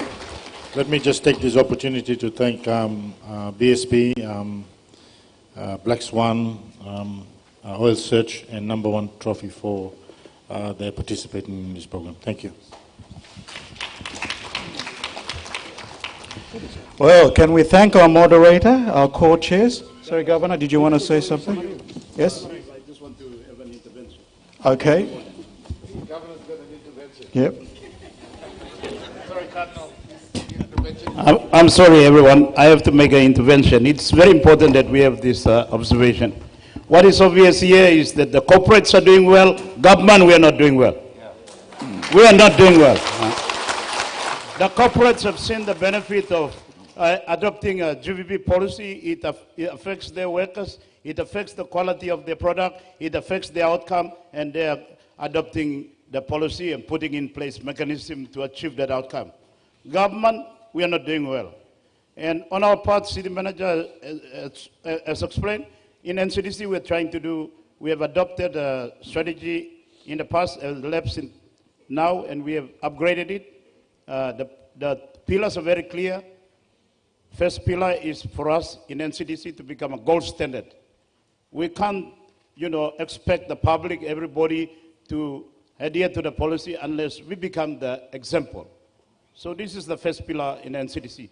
Second pillar, we get all our contractors, partners, people working with NCDC. You want to engage with NCDC, you adopt a GBP policy. And the third is to reach out to the public. And I've been telling city manager and CDC, we can absolutely do this. We control the markets. We're now taking over the school. We are now taking over the clinics. Once we take over the PMVs, you know, we have a lot of influence and power over everybody inside the city. And we can really influence them and get them to adhere to policy. So the situation going forward now is that government departments, you've all got to walk the talk. You all can't just, let it to the corporates. And we're supposed to be leaders. At the political level and administrative level, we're going to drive the government policy and make it happen. We are not. This is why I have to intervene. Also,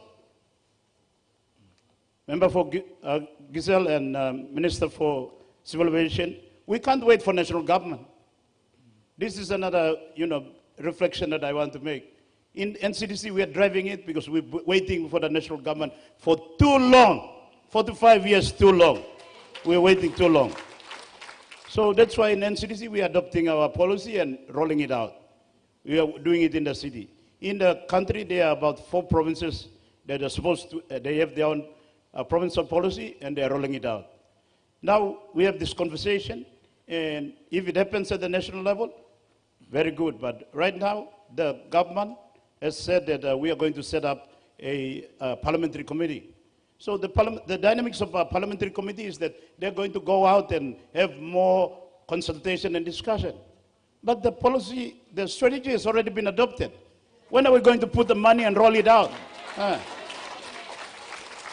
So the chances are we are going to procrastinate again.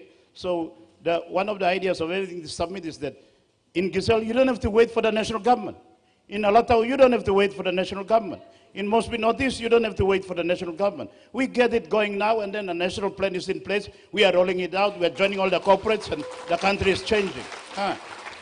So, Yvonne, I just have to make that intervention because it's very obvious that we government are lagging behind. I commend the corporates, but let's step up. Let's step up now. Thank you.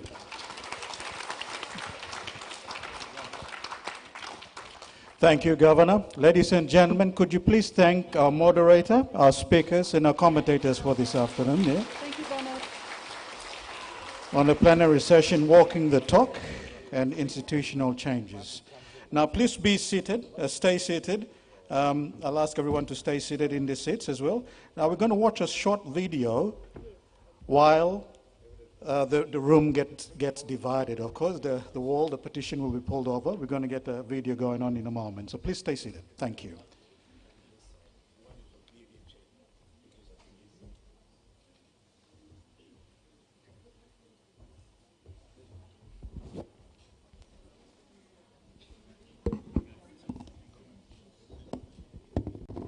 Home, call this toll-free number, 7.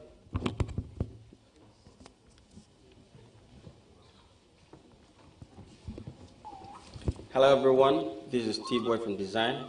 This song is dedicated to all the children in Papua New Guinea. If you find things difficult or find things tough at home, call this toll-free number, 7150-8000.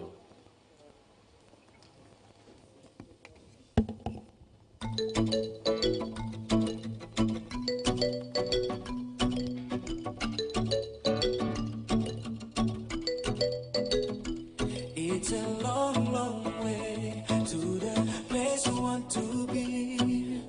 Count your blessings, they say don't be. But within the walls of my own home is where I am the most alone. Happy spaces, smiling faces. Is it too much to ask for? It's what we should stand for. For us today, for us forever. We'll be strong together.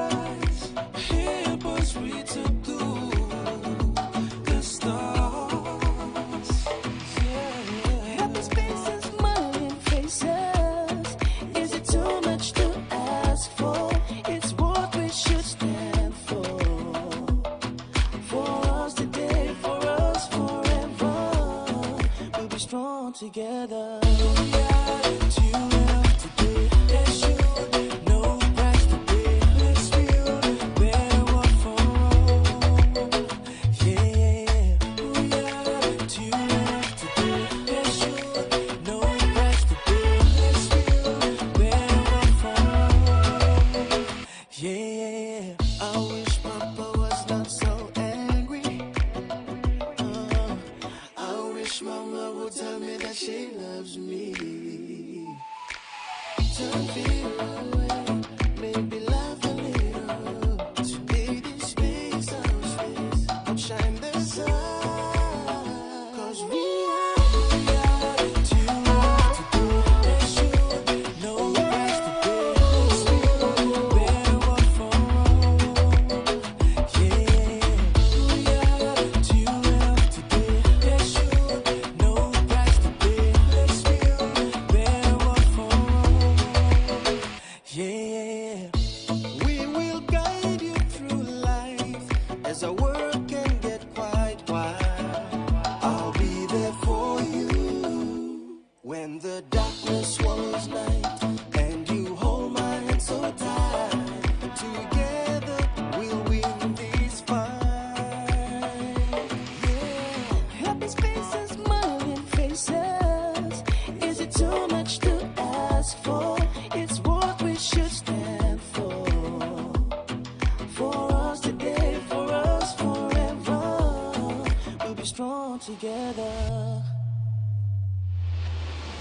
We are the children of today. There should be no price to pay. Let's build a better world for all. Yeah, we are the children of today. There should be no price to pay. Let's build a better world for all. We are the children of today. There should be no price to pay. Let's build a better world for all. Yeah. Oh. Yeah.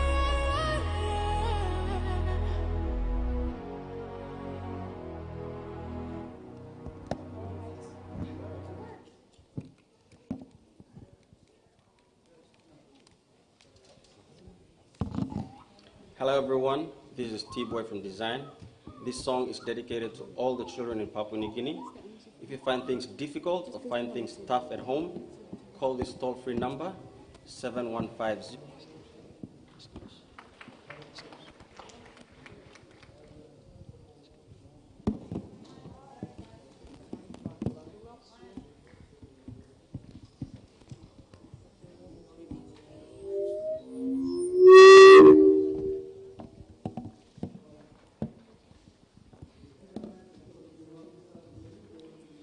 Test. Good. You can all hear me? Good afternoon, ladies and gentlemen, everyone. This is Session 3A. I'm Newton Albert, the Executive Officer to Honorable Governor for NCD, Honorable Boss Pakop. I'm delighted to be officiating as the MC this afternoon. Hope we are learning a lot and we're making much progress. You Mamas? Yes.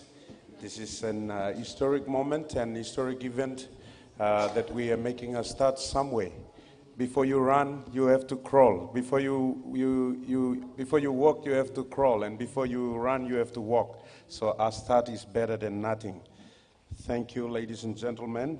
Please ensure that you're in the right place and you're seated on the correct side of the room for the parallel sessions of response and prevention, which happen directly following this session on walking the talk.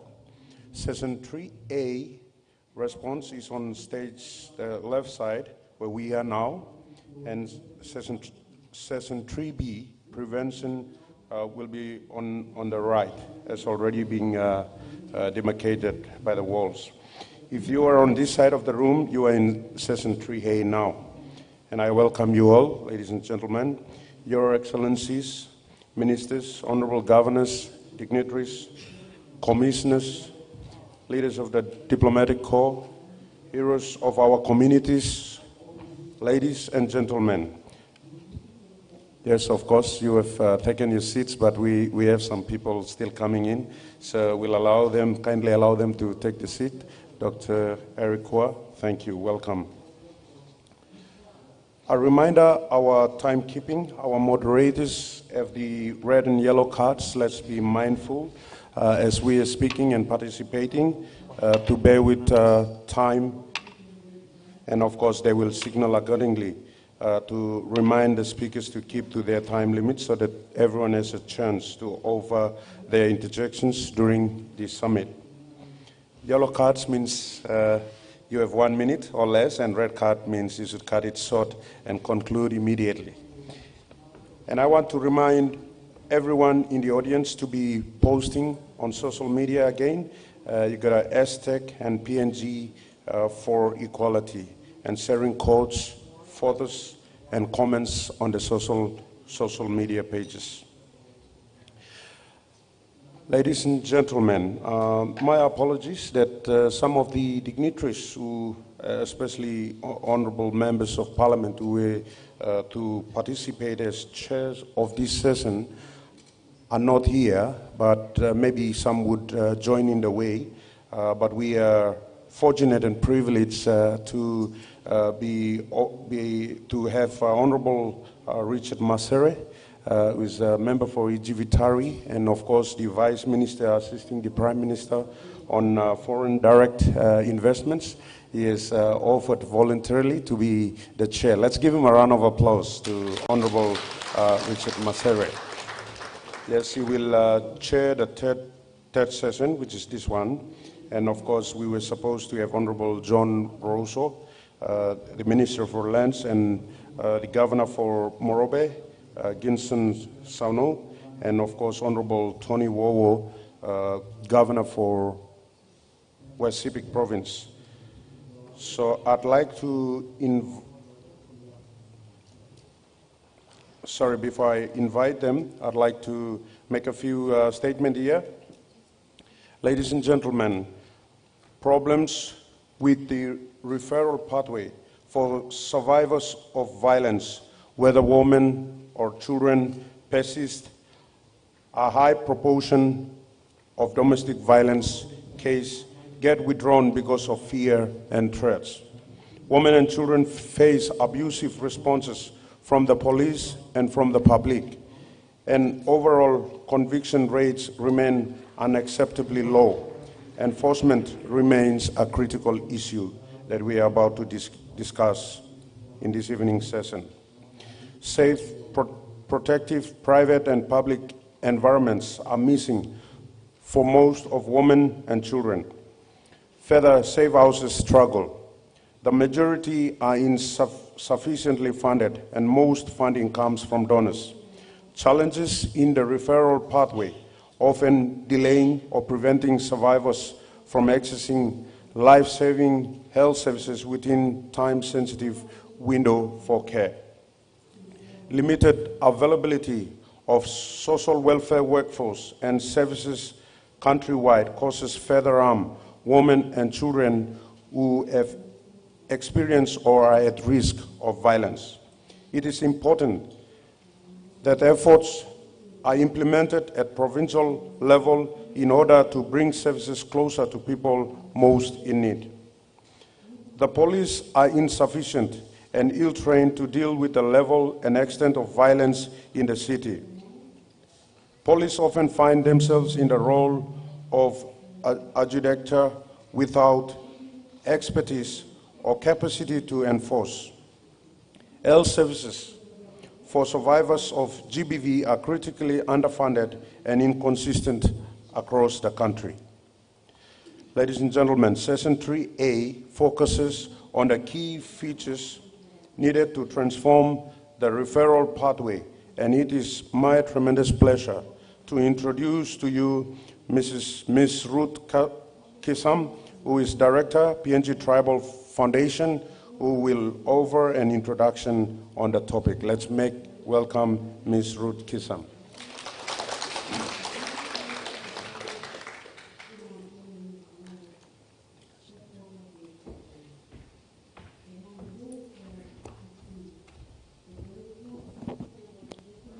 think I'll sit.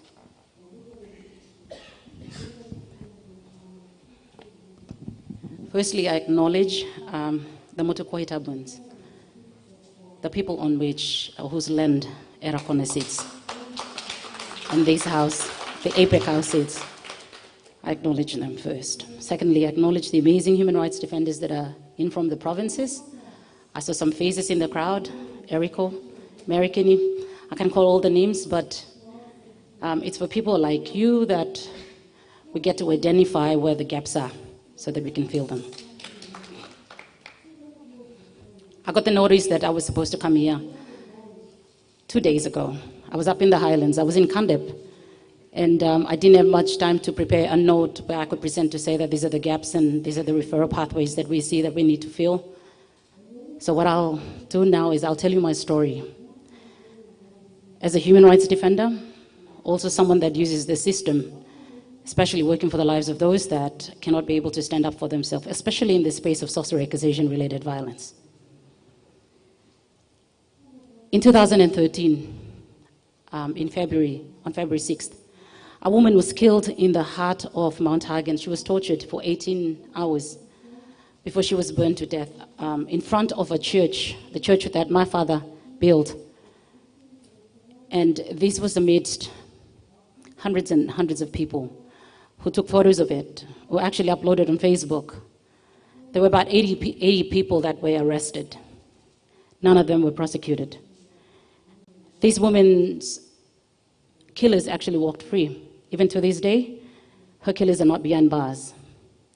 Fast forward, and I won't tell you the full story of her because I claimed her body and I buried her body 1 month shy of her first anniversary. And this is amidst threats to me and my family.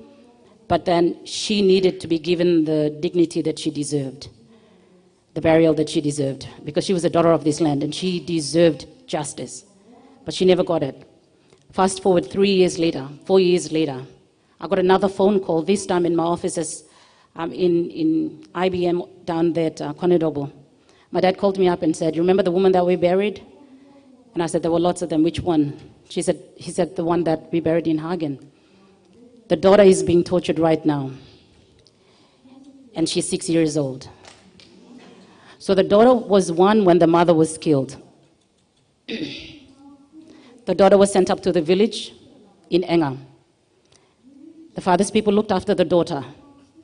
When she was 5 and when she was 6, she was tortured very badly. We couldn't get her out using the police because it was 2 hours from the main road. And if the police were to drive in, they would cut the trees and block the road.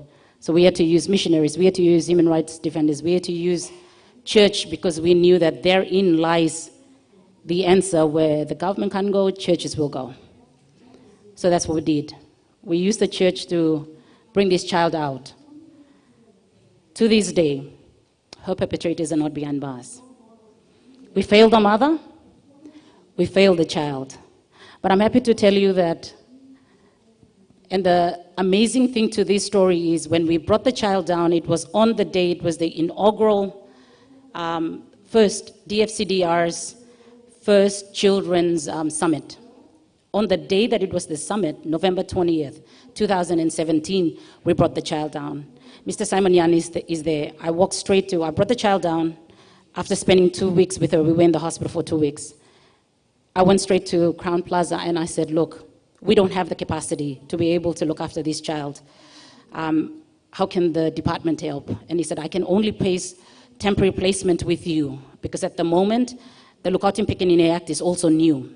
And the pathway hasn't been used in such a way that we can be able to put the child through. So keep the child for a while until we are able to take the child on." 3 years on, I'm actually processing papers, adoption papers, so that she could be my child.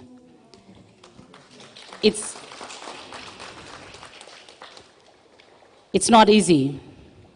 For every human rights defender working in this space, it's not easy. For every frontliners working in this space, it's not easy, especially when you have to use your money to get the police to do the work for you. When you have to use your money to go to the hospital to get medical reports, to get them because you want to prosecute. It's not easy when you have to use your house as the safe house. It's not easy when every place that you think you would get help, every government department, they tell you that, I'm sorry, but we can only do this much because we don't have a pathway that is defined that we can take you on board.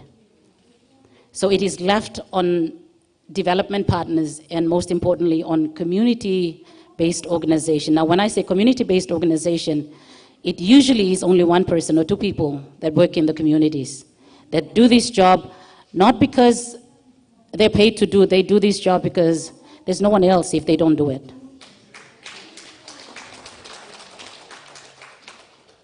This person the mother was tortured in front of how many hundreds of people. To this day, the police are saying that they don't have enough resources. Now, I've highlighted the gaps that I found when working the system. I don't have much time. I don't want to pull too much because I want the others to come and talk about how we can be able to actually find ways. What I found with the police is we've got, of the 89 districts, we have FSVU in 39 of the 89 districts. What we have found is that of the police that we have in the country, now the reason why I'm talking about the police is because those are the very people I go to all the time. They're the only ones that can help me. Because most of the work that we do is basically getting people out of communities and their very life is in danger. So when we look at the police, the numbers are that of one policeman in Papua New Guinea, there's about, you're looking at about 1,000 to 2,000 Papua New Guineans. I'll say this again. According to the UN index that is supposed to be acceptable across the world, you have to have one policeman is to police 400 citizens.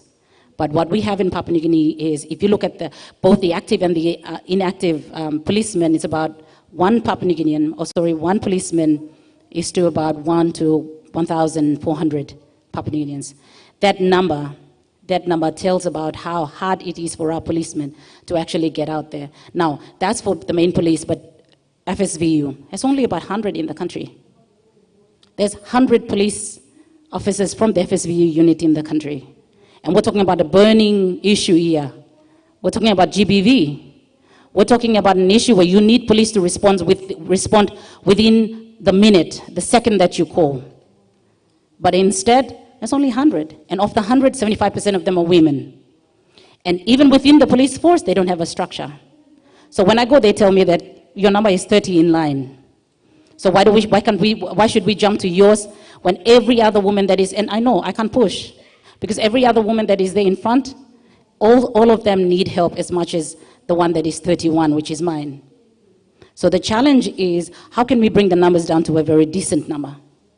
So we have enough policemen to police this country, because as crazy as it is, we need our policemen to actually do their job in such a way that we get results.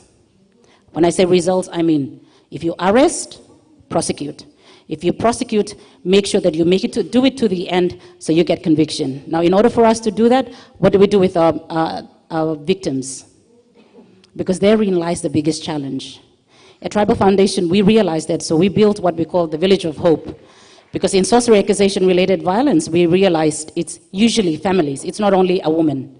It will include the woman, the mother, the daughter, because they say it follows the blood.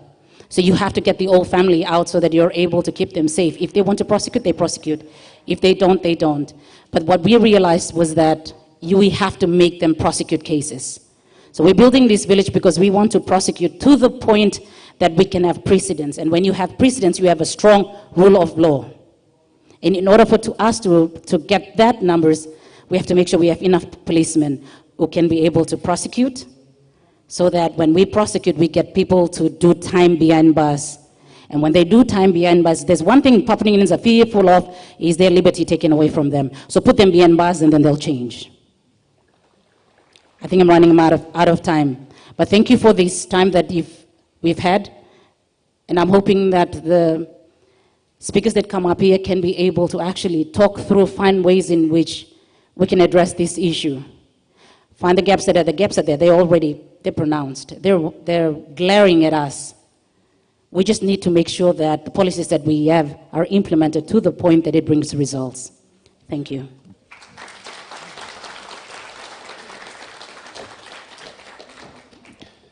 All right. Thank you, Ruth. Thank you so much for your tremendous introduction and in helping us to understand the realities that are faced by a lot of our women and girls out there in the peripheries and, of course, in our towns and cities in trying to access services on the referral pathway. Of course, it is my pleasure to introduce to you the chairs of the panel of discussants today. As I had already indicated, the full members, the chairs are not here, but of course we are fortunate to be graced by the presence of Honorable Richard Masere, Vice Minister. Thank you, Honorable Richard Masere. Let's give him a round of applause. Thank you. On this note, I'd like to ask Honorable Masere to make a few comments as chair for the discussions. Thank you. Firstly, let me thank Ms. Kisam for her contribution. Obviously, being part and parcel of what's happening in the community, you're giving us first-hand of what's happening out in our rural communities. I think for me, when we think about finding a pathway, we only need to reflect back at the late Jelani Kennedy to really see the fact that her death came about as a result of the fact that there was no pathway for her to follow through when she initially lodged a complaint with the police.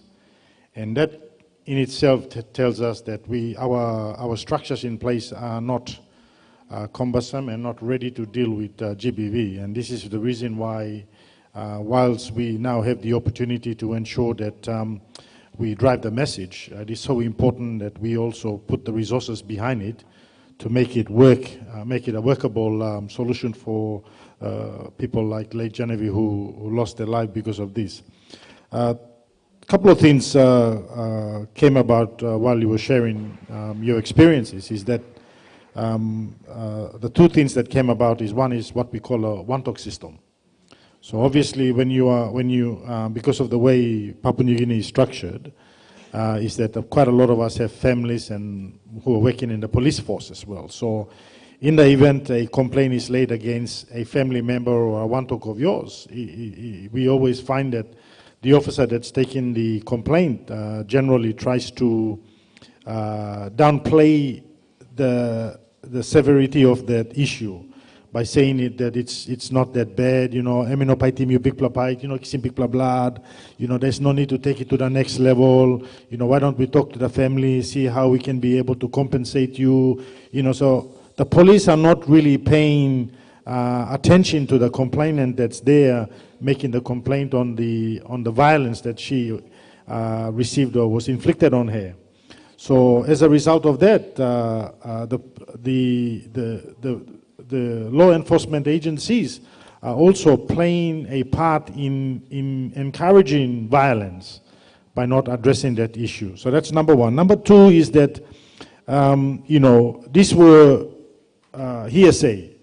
These are not factual, where I don't have evidence to prove, but from hearsay, well, what I was hearing, coming back to late Genevieve, was that we had that the policemen that were involved in trying to charge the young man that was involved were trying to accept bribes, you see. So these are some things in our country that we really need to address as well, because they are also contributing factors to gender-based violence.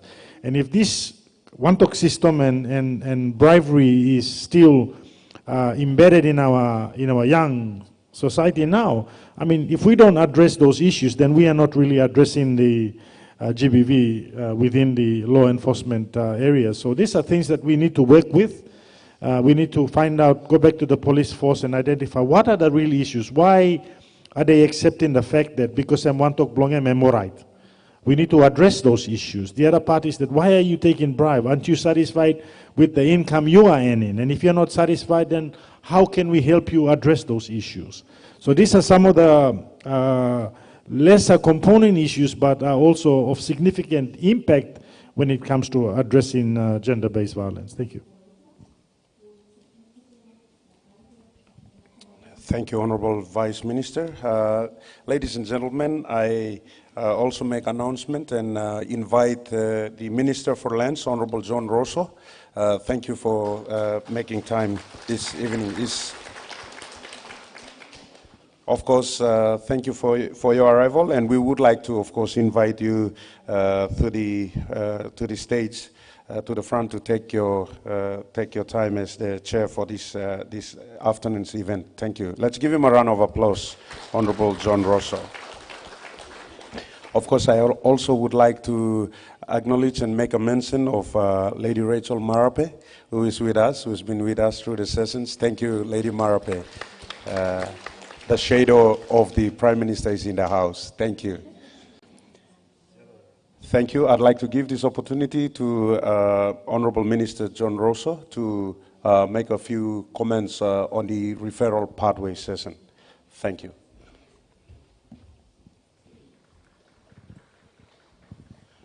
Abino Nogara.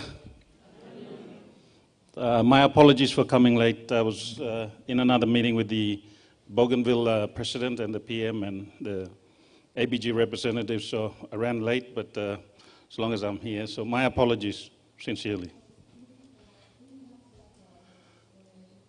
I think Honorable Masare has said a lot of things regarding gender-based violence and stuff like that, so I'll cut in the middle and try to share some of my experiences regarding gender-based violence.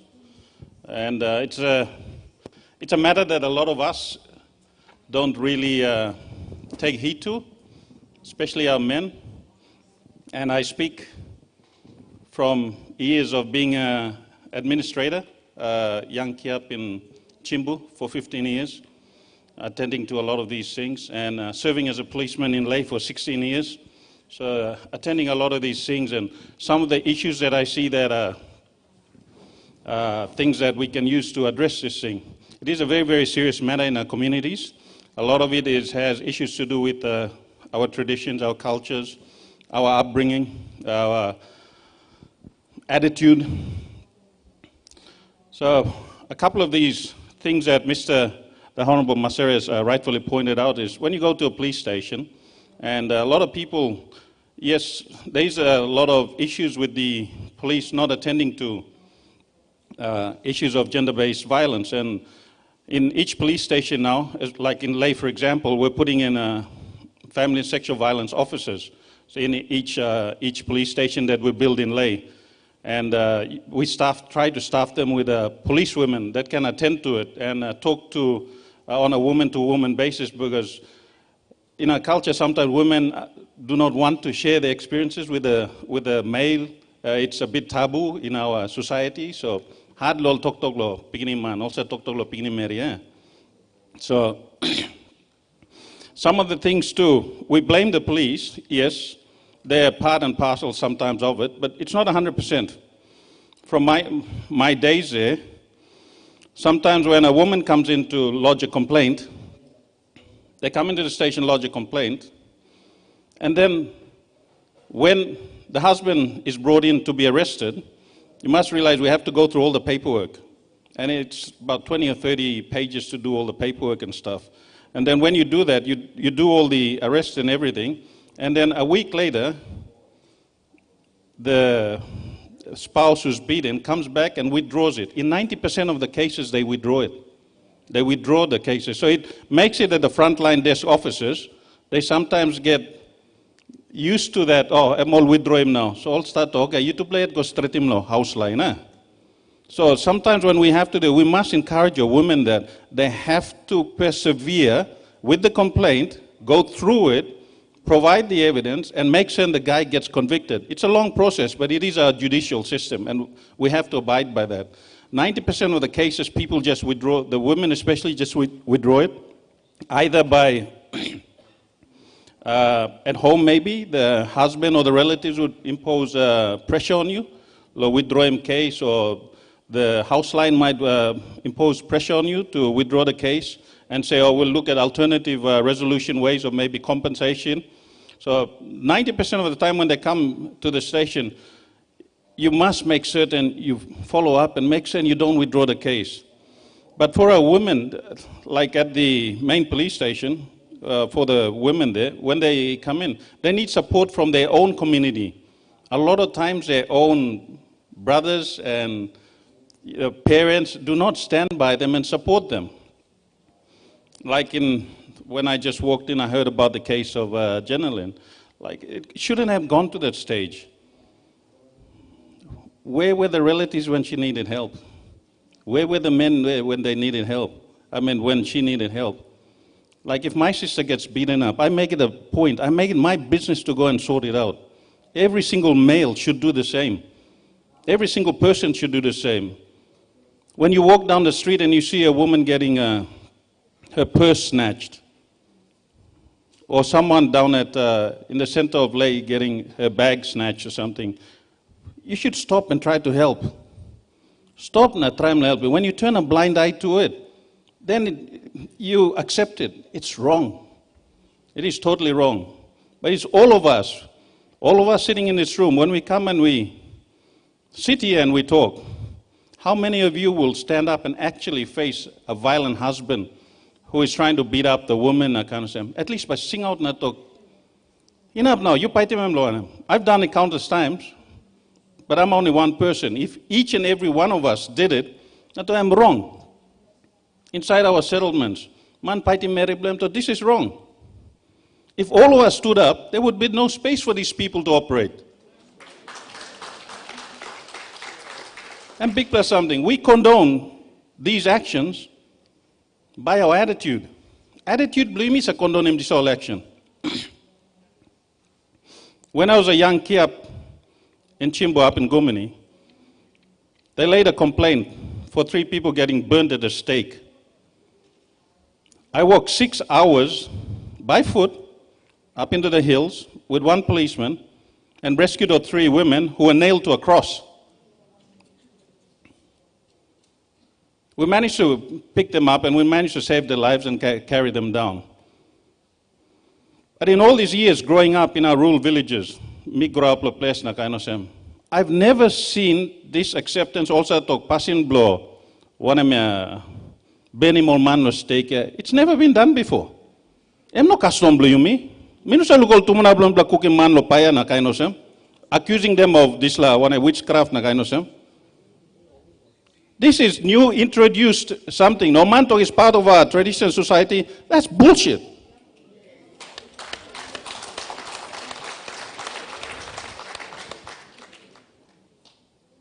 This is an introduced thing from maybe, say, England, where they used to burn witches at the stake. We never practiced burning witches at the stake. That was not in our tradition. But it has evolved, and it has grown from those villages with mentality, believe me, not open. Now, Karim, now come to town now. Now we're starting to burn people in Leina. Kaino sem number lo town, believe me, lahagen. Before I'm not there. So when these women were getting burned, where were we all? Where were all the citizens standing there? You mo gonna salam na watch him na lab lo man or cooking memna. Brother, sister, blame you make a house line. You can't always depend on the police. They're not always there. We all stand and then say, but you know, police where? You blah 50, 60 blah man sabe, go na bloody stop him. We can't always depend on the police. They're not always there to help us. In our community today now, we've changed the attitude. We've made certain the police response time. Mind you, our response in Leh for major crimes, we've reduced it by 80%. We don't have major crimes in Leh anymore. We're safer than Port Moresby. And our people's attitude in Leh have changed. Now you throw rubbish, they yell at you. Now you pickpocket, the public will beat you up. They're trying to change their attitude. So it must happen everywhere, in all our villages and everywhere. We must change our attitude. We cannot always blame the court system. We cannot always blame all. Take responsibility for your own actions. We are always good at blaming other people. You may all get a be accountable for our own actions. We can have all the meetings under the sun. But time you walk down the road and someone gets harassed at Broco, stand up and sort out that person. Yell at him. If you're a woman, you can't do anything. Sing out. You man, you see man blue. Group na ibla stop him all. No can do anything. Fight him area. And one big plus something. You may turn him blind eye. Na behind you may try and find him solution. The solution lies between all of us. Stand up and be counted. Stand up and be counted. That is very, very important. Every time someone gets beaten up, a woman, you stand up and you count it. You yell at them. Just 5 or 6 people yelling at someone will go away. Prosecuting of these people, we must make it much, much easier. It is a bit of a, I see Dr. Kwa here, my one talk. Prosecuting of these people must be done where it is easier for the woman to go and lay a complaint at the police station. Each police station should have an FSV office. I'm the patron for family sexual violence in Ley. So there should be a woman at the counter. They should be properly trained. Police stations should have these people attending it.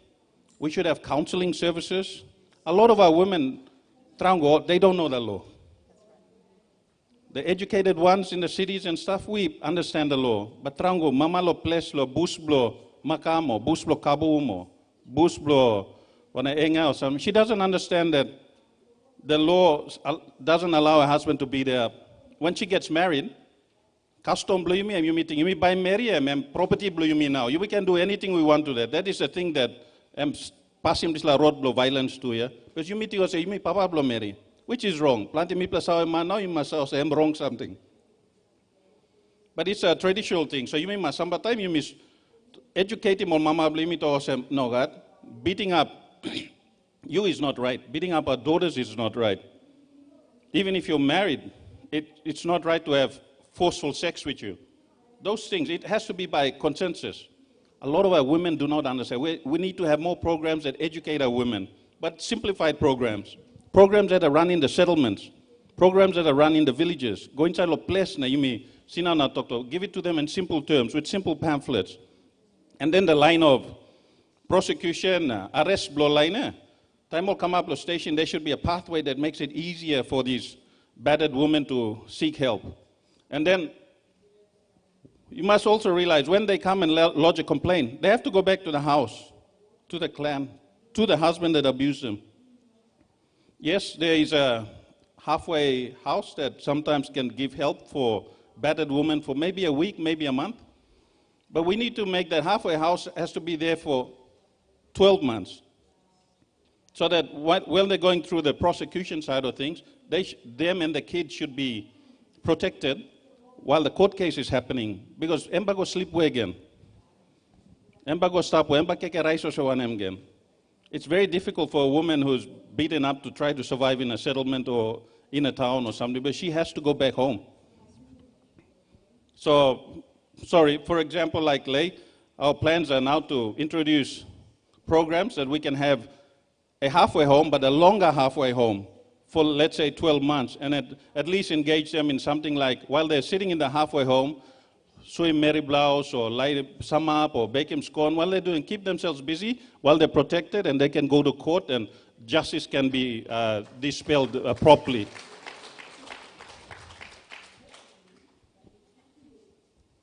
Growing up in a settlement is really difficult.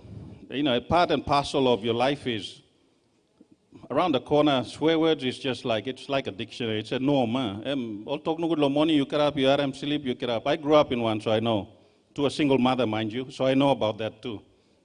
So the women that actually go to the police and actually sort things out has to be very, very strong. I also know about this because a couple of my sisters growing up in a settlement, we had the same thing. One of my sisters was very violently abused. She's now living in Australia. But her husband at the time used to beat the shit out of her, cut one of her fingers off. She ended up in hospital, nearly dying. I had to drive down from Chimbo, and I had to come and try to help save her life and sort out her life. For 3 years, she lived through hell. But she was a strong person. She ended up making certain, without any help from us, mind you, because I lived too far away, she went to court, make certain that the husband got in prison, and she sent him to jail for 2 years. And then she dissolved the marriage, picked up her 2 kids, and started another life. But how many women can be that strong? Not too many. So, all mama blimi, all women are the soul of our existence. Without our women, we are nobody. The woman selling the buy on the street, the woman collecting bottle of cider, she goes home with the meager earnings she has, and she puts food on the table for all us men. Me plon man sa go drink beer spark na biget nambot. But I'm sali liglig boil them na me plogera sake. That's how I got my school fees paid. So these are things that we really, when we talk on them, we really need to look at. We can have all the meetings, but it boils down to each individual. You may go back, walk out of this room. When you go and your neighbor gets beaten up, stand up and be counted. When you're walking down Barocco, stand up and be counted. Educate our women. Thank you, True. Thank you so much, Honorable John Rosso. We are blessed to have some of these ministers with, prior to them becoming parliamentarians and government ministers, with all the experiences, and I think it's very fitting that we have their contributions. Thank you, Honorable Minister, for that. Of course, ladies and gentlemen, I'd like to introduce to you the moderator for this third session. It's going to be Ms. Josephine Gena from UNICEF. Josephine.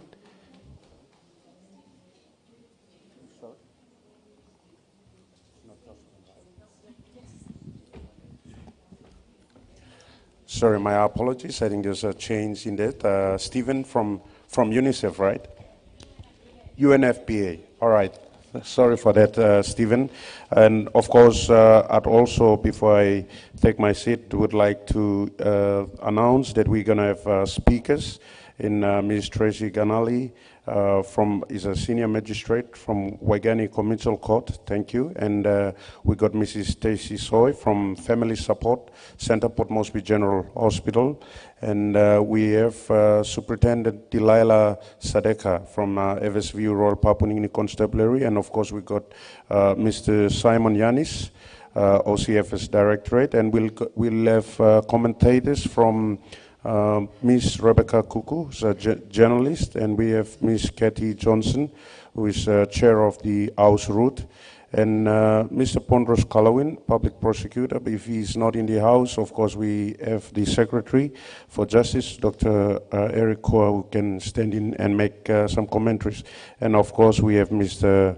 Baka Bahia, Assistant Registrar, Common Law, and Mr. Otto Trur, who is NCD Welfare Services. So we've got a number of speakers and commentators, so let's just be mindful of the time, and as we go along. I'd like to give this opportunity to the moderator to continue. Thank you. Thank you very much, MC. As you can see, I'm not Benedict. My name is Stephen Panio. I'm the Assistant Representative of United Nations Population Fund, and I will be your moderator for this session. With this juncture, can I also call to the podium the panelists for our sessions to come forward? Again.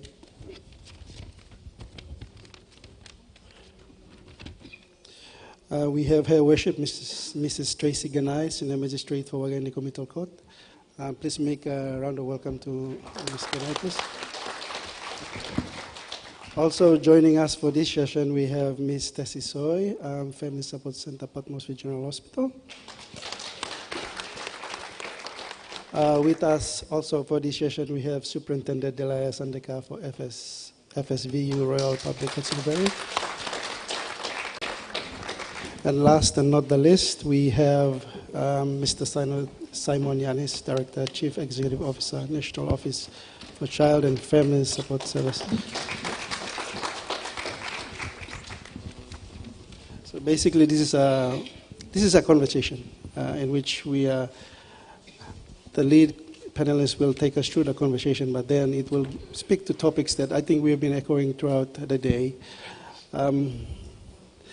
For you, professional ladies and gentlemen, I think the sentiments has been said overly in successive sessions about there was a term of defunct service provision system. It's not working properly. So this session is quite important because it will bring into your perspective, the frontliners who actually work in that space, to share your views and how to even respond to some of the key questions. So basically, a simple house rule. My colleague Sergey down there has the red card, so if he shows you the yellow cards, then you have 1 minute remaining. The red card is your time is over. When we go through all the sessions, then we will give the chance to to our speakers to also react to the feedback, and then we can open it to our commentators in the floor where they can provide additional comments as well. So without further ado, let's just dive into the discussion. And let me start by just reading this. Violence against women and children, it is a main human right violation, which requires coordination efforts from a variety of stakeholders. A functional referral pathway is the coordination effort from a foundation of response aspects to violence against women and children, as well as to prevention. Papua New Guinea cannot reach its full potential when half of our people are not given the required services that are beyond their own access and limits. Political leaders can drive positive actions within their jurisdiction to know the different phases of referral pathways that can be strengthened to bring back normalcy at sub-national levels. Okay, so with that, let me dive right into the questions, and maybe let me start with Senior Magistrate Ganai. I know our previous speakers have really set a nice platform to discussion to move forward, and I think echoing from Ms. Kasam and even Honorable Minister, you mentioned about your thoughts about the gaps within the referral system, particularly the police force. But maybe let's give this opportunity to Ms. Ganai to share your thoughts, your views on the status of a referral system in PNG and the gaps that exist within your sector. Thank you. Thank you, Stephen. Good afternoon, everyone. Good plabin and trona adorai namona. I'd like to begin by just setting the background to the roles and functions of the judiciary. Firstly, I know we all appreciate, most of us would appreciate, that the courts are supposed to be impartial and independent at all times in the discharge of their functions. Just over lunch, we had 2 students from Putuka Primary School on our table, and I had my colleague magistrates also. We were conversing and we were asking a lot of questions to the students. But one of them decided to ask a question about a case that's pending in the courts, and we said we were not supposed to talk about it now, and we tried to explain, and she had a few questions. First question was that, is it wrong to ask about a case? So we explained to her. She also said, is it confidential? And we tried to explain to her. And then eventually she understood. So when we thought she finally understood, she decided to tell us how she was related to the parties. And the case is one that's pending in the courts. With that background, I'd also like to say that it is not to say that the courts do not contribute to the theme or to the fights that we are now talking about, the fight to end gender-based violence. The courts do so, but in a specific way. We understand that they, in the discharge of their functions, try to administer justice by understanding the principles of whatever laws that they're administering and try to apply them to the cases and give a fair and just decision. So Most of the laws that govern the area of family law in Papua New Guinea, for example, the Family Protection Act, the Lookout in Pikinini Act, if I may add, the Juvenile Justice Act, because some children who come in contact with the law are actually children who are in need of protection. Other more historical laws like the Criminal Code, the Summary Offences Act, they all have intentions and principles and objectives which we understand, and we try to apply those when we discharge our functions. So having said that, I'd like to say that in this, to not partake in a conversation such as this is just basically selfish and ignorant of the fact that we have a high number of rate of domestic violence in our society, and in the courts we see that every day on our daily diary lists. So if we have 10 cases a day comprising of assaults or so forth, majority of them are perpetrated within the home by persons who are known to the survivors. And that's a fact that as courts we know and we are very much aware of. So as I said, to ignore the conversation would be selfish. The conversation that we would like to be involved in would be in the administration of the cases that come to us. Having set that background, I'd like to just share a few examples of how I find that the referral pathway is not working in the processing and prosecuting of cases in the courts. So there is a study that was conducted by Australian National University, and it's published.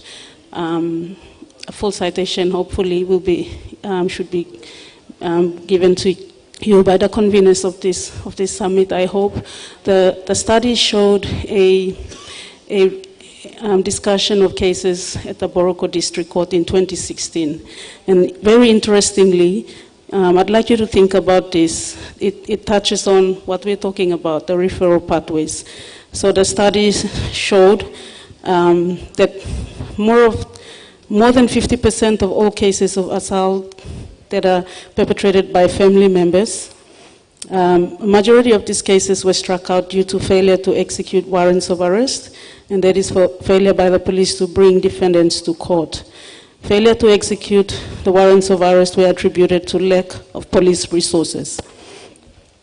Withdrawal of support by survivors for the prosecution case was due mainly to a number of reasons, including lack of awareness on court processes, lack of knowing and understanding the legal consequences of on both the survivor and the perpetrator, fear of retaliation by the perpetrator or his line on the survivor, financial consequences of having a perpetrator incarcerated, for example, because they are the sole breadwinner of the family and they pay the school fees or the medical bills and so forth. And interestingly, cases are struck out because there is compensation being paid. The question to the police is, I understand there is a circular by the Commissioner of Police in 2016 on prosecuting family and sexual violence that says compensation is not a bar to criminal prosecution. So what do we do in the courts when there is an application to withdraw? Well, most magistrates would inquire on the reasons why the survivor is trying to withdraw, and if satisfied that she's not coerced or influenced, then a withdrawal may be granted. Otherwise, it will not be granted. On a more positive note, through a short brief from the Committal Clerk of Court at the Boroko District Court, police are now prosecuting under the Family Protection Act. The new law now makes domestic violence an offense, and it makes breaching of an IPO a criminal offense with very severe penalty. And it's good to know that police now understand that they can prosecute under the Family Protection Act.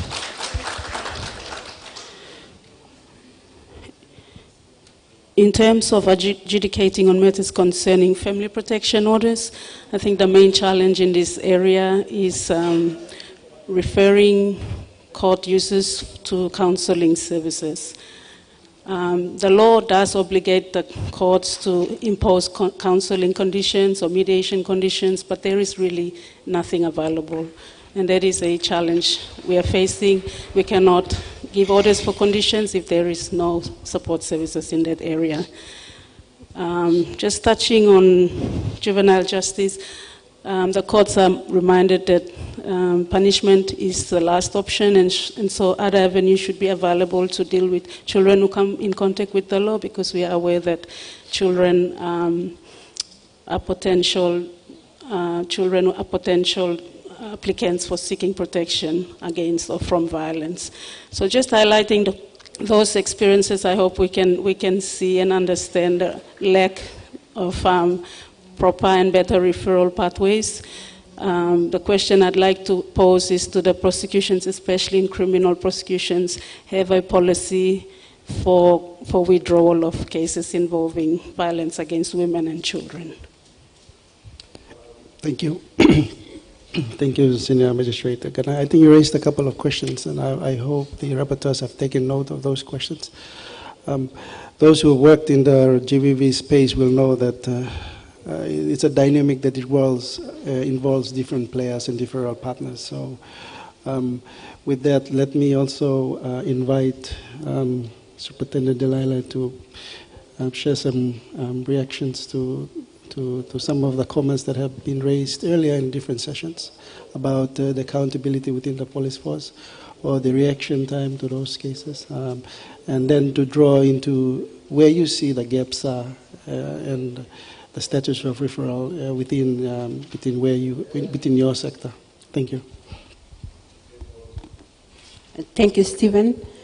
From my perspective, police perspective, we have FSBU, we have not been working in isolation, we're working with partners, but I'll be talking more on what FSBU is doing on the ground. It's very important for me when we talk about referrals, especially referrals to me means availability and existing service in a particular place for people to have access to it, easy access. We can't talk about referral when there is nothing. And it is a big challenge.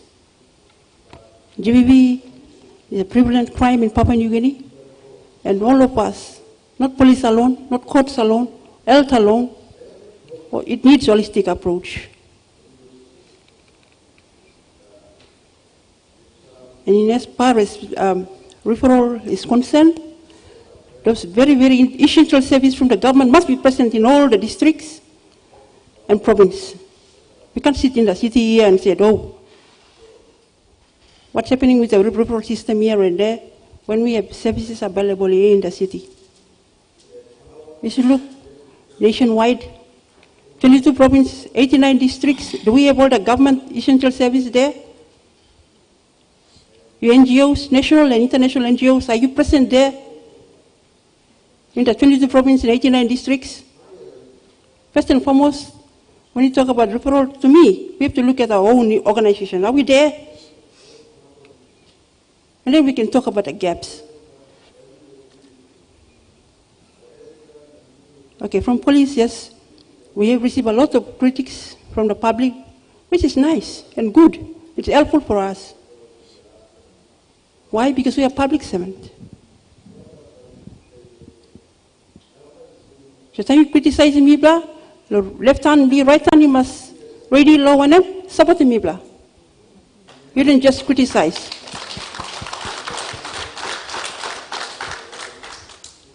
If you just criticize, I would say you just another empty drum making a lot of noise.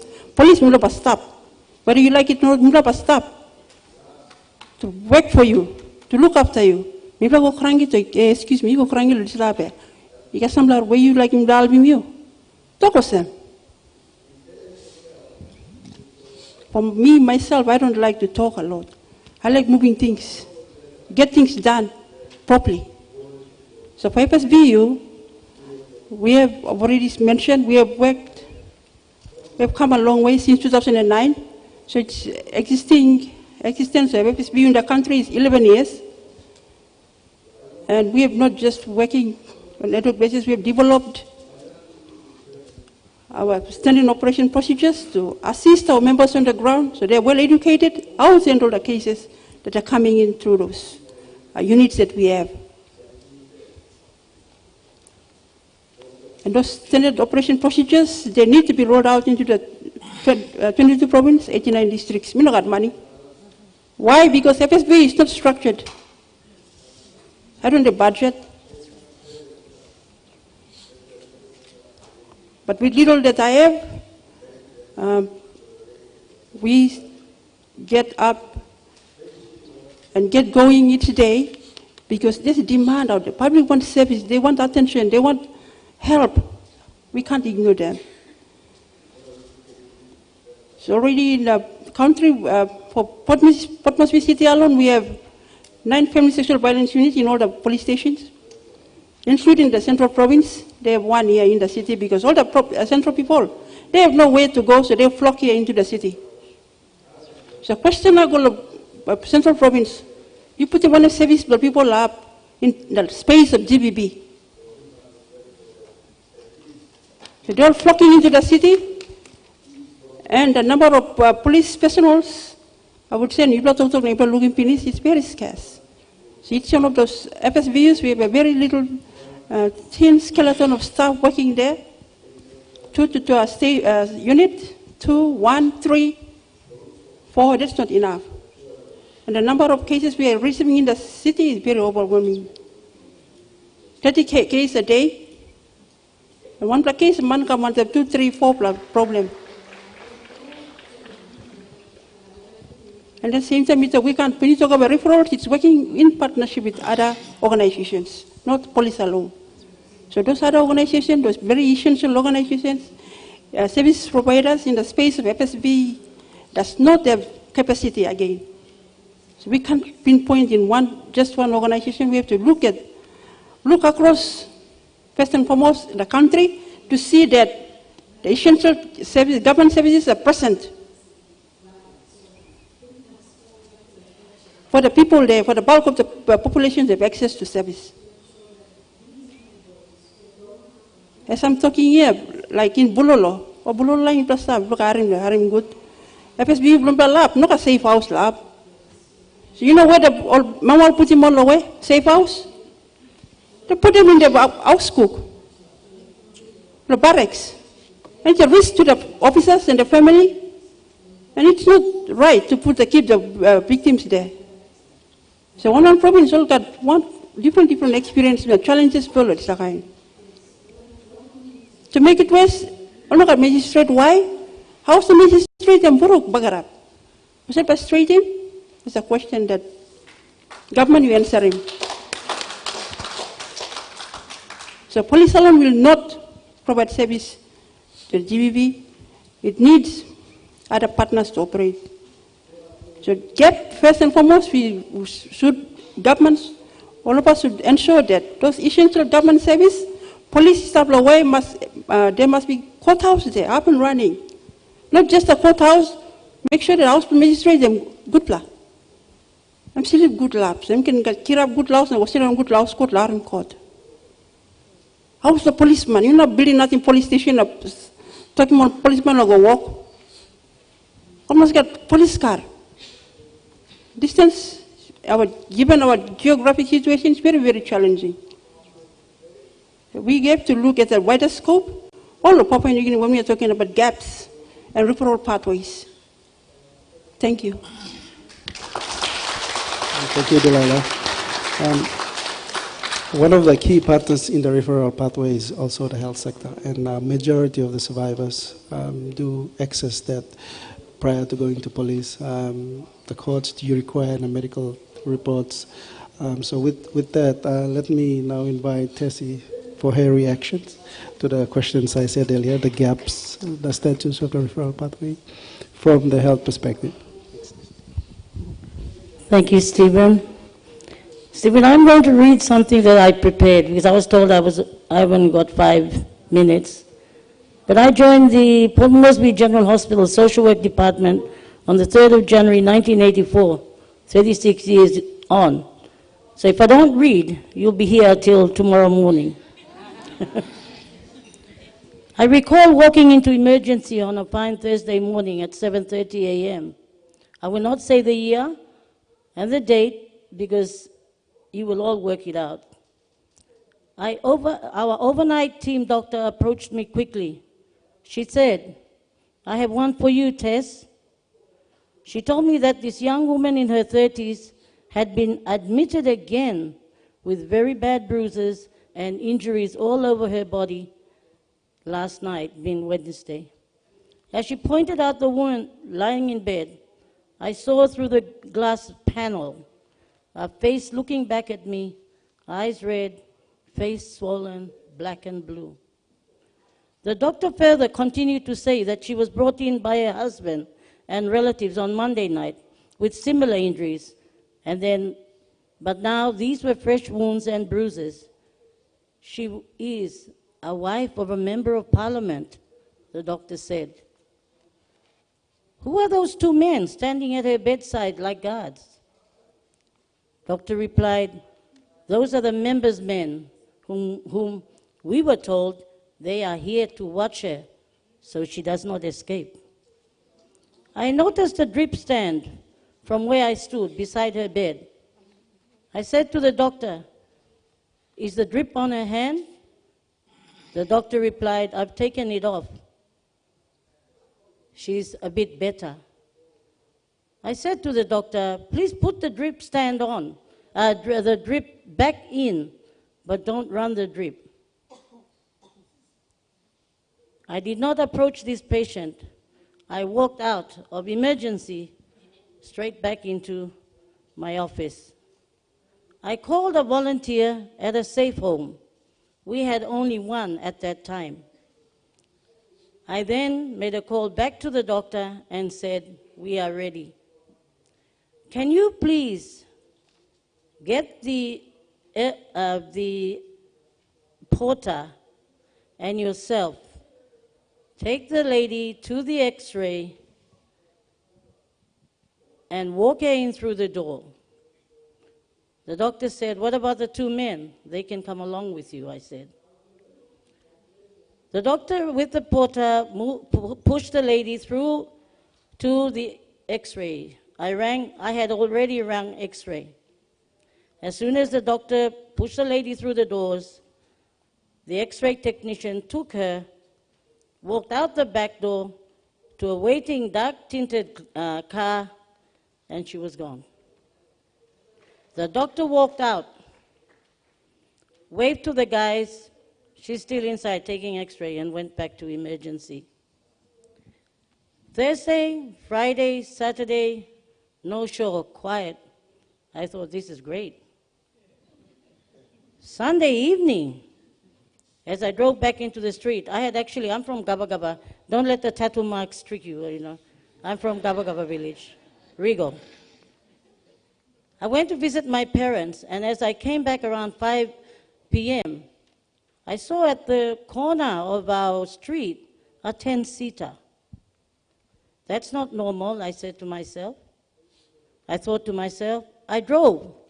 And as I drove towards my house, there was another 3 10-seaters parked outside my gate. I knew that confidentiality is nil in Papua New Guinea. My young son opened the gate and I drove in. I got out of the car and walked straight up to my house. I heard someone shout, "You Haiti Mary Blo Minister where?" And after that shout, there was a long tirade of, you know what language we are usually confronted with. I don't need to say what they said. Mr. Soy went to the group at the gate and asked, "What are you doing here?" They said, "Mary Blo you sabe, emputi Mary Blo Minister lo wanem hab." And as I looked, I realized it was the riot squad. Mr. Soy came back and asked me, "Where's this lady?" I said, "Which lady?" I don't know anything about her. So they left. I was really privileged that time. I had the riot squad guard my house for 1.5 weeks.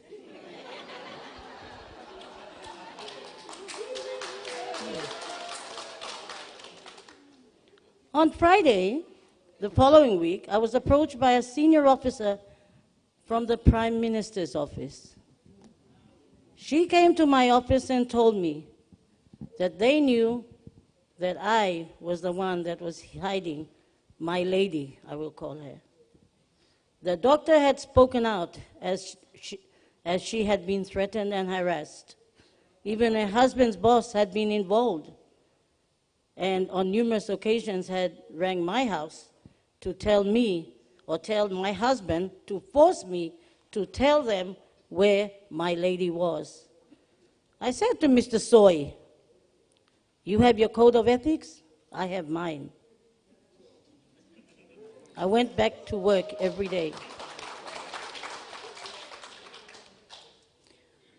So when the senior officer came to me and spoke, I said, Madam, please ask the PM, what is a jack of a car used for?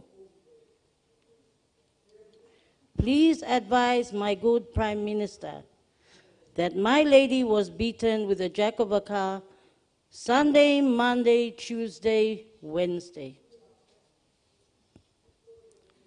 and is still mending from the injuries. She is safe. I got a call within the hour of the officer leaving my office. The message, Prime Minister said, do your work. Thank you for letting me know. You will not be bothered again. I assumed, referring to the security, the phone calls, the cars that followed me, it all stopped. My lady chose to go back to her home. The refuge home paid with the help of the volunteer and her friends. The member, unfortunately, did not come back in the next election. My governor, and he is not here today, or he was here and he has left. Powers Park up. Oh, he's on the other side. That safe house, those volunteers was from your first initiative called eCraft. People in my era will know eCraft, a sheltered home which governor had started when he was practicing his law. It was managed by our very own social worker, the late Lady Loss, rest in eternal peace. I call for social work positions, members of parliament here, to be placed in all hospitals, to create jobs for social workers in hospitals, in prisons, and in schools.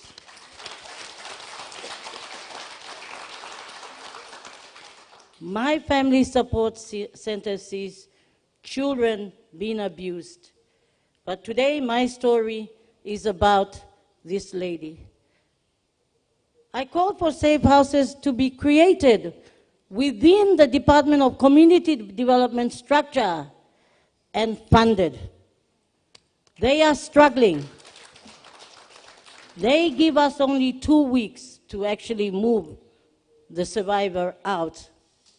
These are survivors. I call for welfare offices to be set up near or within all urban clinics in NCD as part of the health plan for better health. And also maybe if you can run it back to your provinces, maybe where your urban clinics are, just build a little building on the side or a little room on the side, put a social worker there. We don't only look at the survivor, we look at everything around the survivor. The moral of this unfortunate but successful outcome is our Prime Minister of that day did what we should all do: leave the work to the know-how. Do not use your powers to benefit a perpetrator.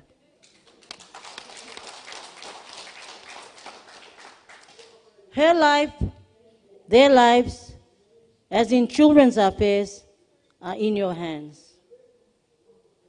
My family support center booth is at the bottom. I think that is my 5 minutes now. You will read, you will see the numbers of children that my child counselor sees every day. Children who are infected with HIV. Parents, carers don't know how to tell them that the child has got AIDS, that is taking medicine. Children as young as 2, 3, 4, 5 who've been sexually abused, who can't speak. But my child counselor has a challenge to actually try to make them speak with her through the dolls and equipment she has. Not much, because we're a government hospital. We don't have the funds, and I call on the members of parliament to look at family supporters as support centers as something very important for you to have back in your hospitals. I call for a no-drop policy, no matter what. No drop. And when I've asked a man, when I'm counseling him and his wife, suppose you walk paiti Mary blow you. Suppose man lo pikini paiti pikini blow you. By you walking one him. By me killing him. And I said, so why are you belting your wife up? Because your son will do what you're doing, and your daughter will just keep on accepting because she saw you beating her mom. Thank you. Thank you, sir. Thank you, Cassie. Very inspiring words of wisdom, and also to also highlight a couple of challenges that are faced in your sector. You mentioned a couple of challenges involving safe houses and funding of it. So with that, let me now bring Mr. Yanis into the conversation. Maybe from your perspective, what would you respond? Thank you. Thank you. I'll be very short and sharp for the children in terms of 99% of the number of mothers who come to our office have children. And the complication that we find is the mothers only know where to go. I think the perception is changing now in terms of mothers seeking assistance, because before, welfare office, no Kia, no police, you get power. Now, most of the mothers just come to our office, to seek assistance. And our offices, we have an office. I want to be more practical in my presentation. Yeah. We have an office at the head office, and our Office of Child and Family Services is now an office of its own. It has been a section under the department, and now the Lugar in Pikini allows for an office of its own to really focus on the human service of the work we are doing. There are two things, two issues here. There are two professions here that we must have to define. One is the community development officer, and the second one is the case manager. So those two are specific, two different skilled area of profession that we need to develop. For us at the office, almost 99% of the mothers who seek help, the number of mothers who seek help come with children. And I can tell you that when we are nursing violent husbands and violent children and boyfriends, when our children are watching, mothers being best in their own homes, in the safety of their own homes, and the children are the most affected ones. To refer and to assess the two different victims there is a very complicated thing. So when we're talking about referral pathway, we have a referral pathway that is fragmented.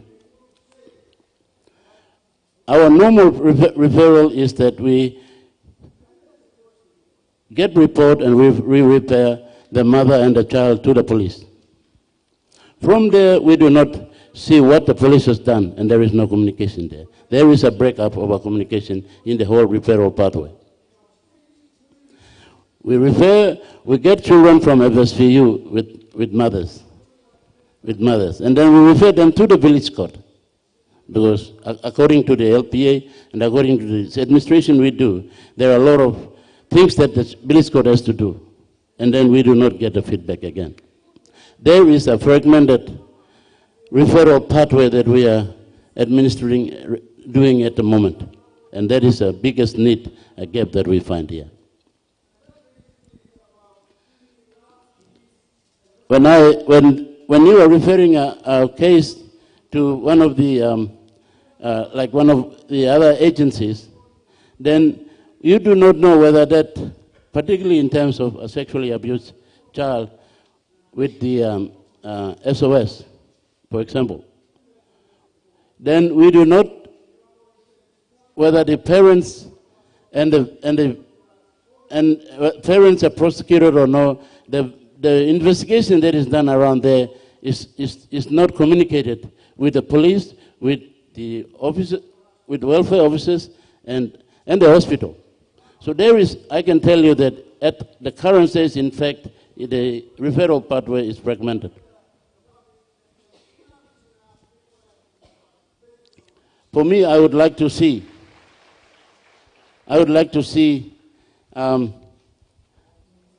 the operational level, I would like to see, I'm very happy ministers and the MPs are involved in this, and it's the very first time when we involve politicians to address such social issues like this. And I can tell you, in my 30 years of experience in doing welfare work, this is the first time. Before people work, and people like Karam Golong system, Golo secretary, Bien Golong, Minister Karam Go, Nogadem. Now, when ministers are talking directly and governors are talking, make a big plan, Mamas on this plan. So, people like a development on this plan. I think when I come back to the children, children is where we are feeding. We are creating more violent young men in the future. We are creating more husbands who are violent in the future. That's the reason why there must be a start somewhere. Minister also has said is personally involved, and Governor Powers is personally involved in this. What me like him? And people must start him on the system now. People must make sure. People put him on the system. 2+3 want them. Now people test him. People must test him now. People must have the referral pathway is working or not. If we really want to help, there must be practical results in this forum. Me come lo Mr. Khan meeting na no got something to come up. Now the fragmented referral pathway will still remain. For example, the Jinlin case that Vice Minister said. Jinlin reported, the late Jinlin reported to FSVU and also reported to my NCD office too. We never communicated. And there is no communication in our referral pathway. And that's why a lot of mothers are suffering. If we are referring them to the safe houses, do we have enough skills? Do we have enough psychosocial services? Those are the issues. Lomi, we like Savayosem, government must put in resources, and must put in some practical system inside long. 2+city Blomibla, you may try and pass them. Thank you, through. Thank you, Mr. Yanis. I think Mr. Yanis mentioned about establishing a system in both cities, talks about communication between the referral partners. But at this juncture, I'm going to invite the co-chairs to at least comment on something. Hello? Okay, can you hear me now? Thank you. So at this juncture, let me invite the co-chairs to comment, if they have any comments on the inputs from the different panelists so far. Maybe I'll start on my side and then move that way. Okay, thank you, Stephen, and very informative discussion and conversation. particularly from the legal perspective, the law, from the police, but also very interesting story from the part of Ms. Soy. Firstly, Ms. Soy, let me apologize on behalf of all the members of Parliament. We're not all like that guy. I want you to know that. Yeah. And I speak for the 20 of us who have put our hands up as members of Parliament to stand up and end GBV going forward. So I do apologize for what had happened, and I want everybody to know that not all members of Parliament are like that. I mean, you can see the way Minister Rosso spoke very passionately about his experience and what he wants to see happen, and the reason why we are all here is we are all having that same vision, trying to resolve this pandemic that is affecting our country in a very serious manner. And just listening to the panel, there are issues. Some of these issues are funding issues. Some of these issues are empowerment issues. Some of these issues are there's no political drive. But I want to assure the panel that there is now political drive in this particular issue, and you can count on us to try and assist where we can to make sure that we deliver results going forward. And the issues that are faced today are because I believe we haven't spoken up too much about this particular pandemic. We've been too silent.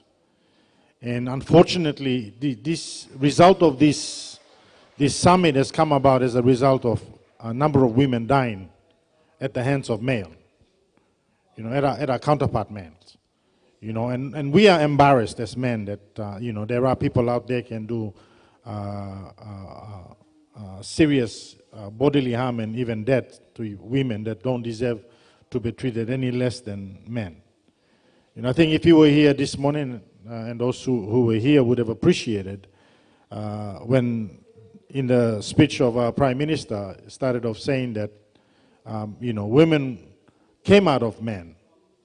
And when God created woman, he said, this is your helper, the person that supports you, stands with you, encourages you, works with you, fights with you, create a family together.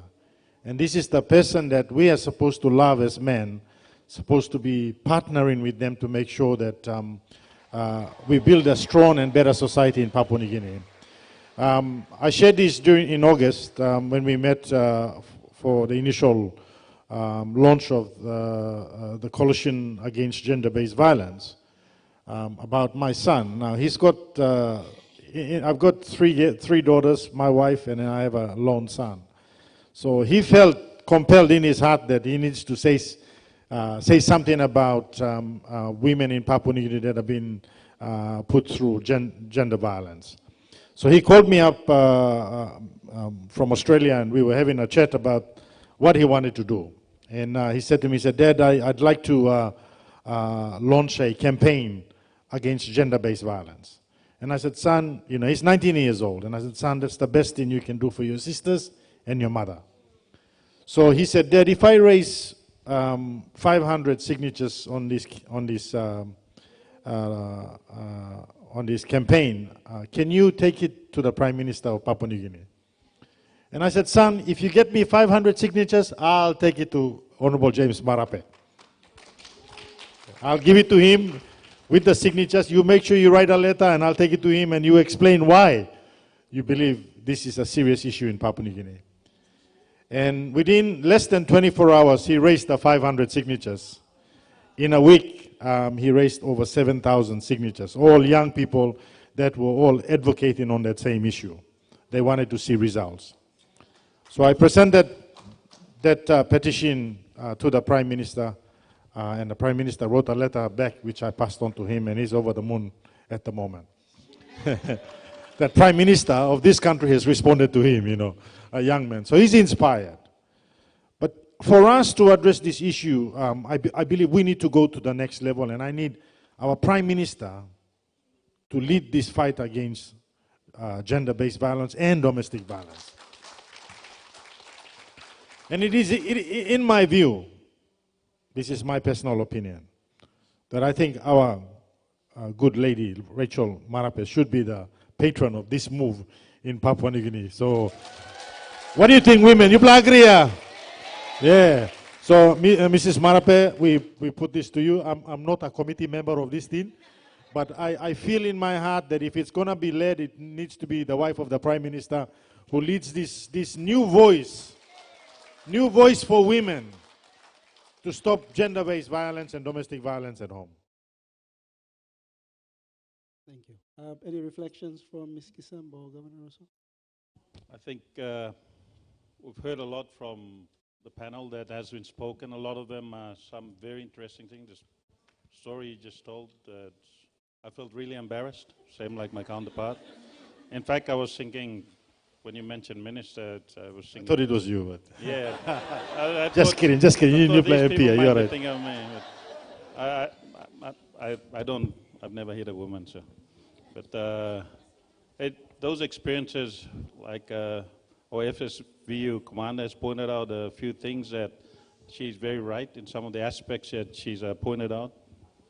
Chief Magistrate, Ms. Gana, has pointed out a few things. And from the side of welfare, what they pointed out. But it shows that all of us need a concerted, united effort to work in all agencies, have to work together. And just seeing the participants now here and next door too, it shows that 10 years ago you wouldn't see this sort of crowd. Now it shows that a lot of people are taking offense to the violence against our women and children. You'll see a lot more like parliamentarians joining in the fight. You'll see a lot more people, students. I see students sitting in the crowd. They're expressing their dissatisfaction on what's happening. And it takes a united effort from all agencies and every individual, like I continuously say. Change only begins with ourselves. And I'd like to also point out that the systems of the pathways is very critical. Like in the cities of Lae and Port Moresby, we may have these pathways. But as she rightfully pointed out, what about in Minyamia? What about in the backwoods of, Kaboom or somewhere? There's not even a policeman there. And the agency, you need a magistrate to do that. So we as government need to look at addressing those issues. That is very, very serious. Things like in our, let's say the city of Lae, for example, we as members of parliament have to be heavily involved, like myself as a patron for that. I have to be heavily involved in ensuring that we have a concerted effort, making certain there are safe houses available for our women and children. We have to strengthen, each police station should have a trained FSVU worker, a policewoman or a policeman, and also at the same time have a welfare officer that is available, social welfare officer that's available at each police station. Because a lot of our women and children do not know where to go. When they get to a police station, sometimes they're faced with a man standing there, sometimes abusive, sometimes won't listen to them. Oh, but go ahead, something was also, something also. I've seen it.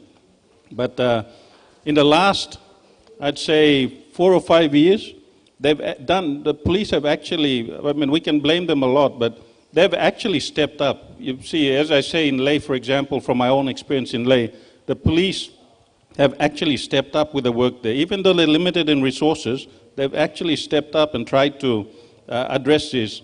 And they partnered with the Australian Federal Police, who's given them big help.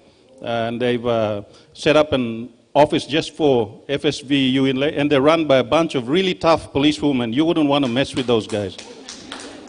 Seriously, I've seen when you go before them, the women in there, they don't take shit from anyone. They just make sure they do the job. So, and that's the thing that should be replicated in every police station. And then also they should be supported by having a welfare officer work in partnership with them. Like in schools, like in a hospital, for example, when someone goes in a hospital, there should be an office there for a woman who's been battered or children who's been abused. So learning experiences. It's good listening to all these things. Some we don't know about, so when it gives us information when we make decisions moving forward for the country. So it's very, very helpful. I should commend all the speakers here today. I've learned a lot. I'll just make a comment. One of the challenges that we've seen in back in the communities, especially in rural areas, when we have members of parliament take ownership and leadership, you provide leadership. Even if you don't give any money, provide the leadership.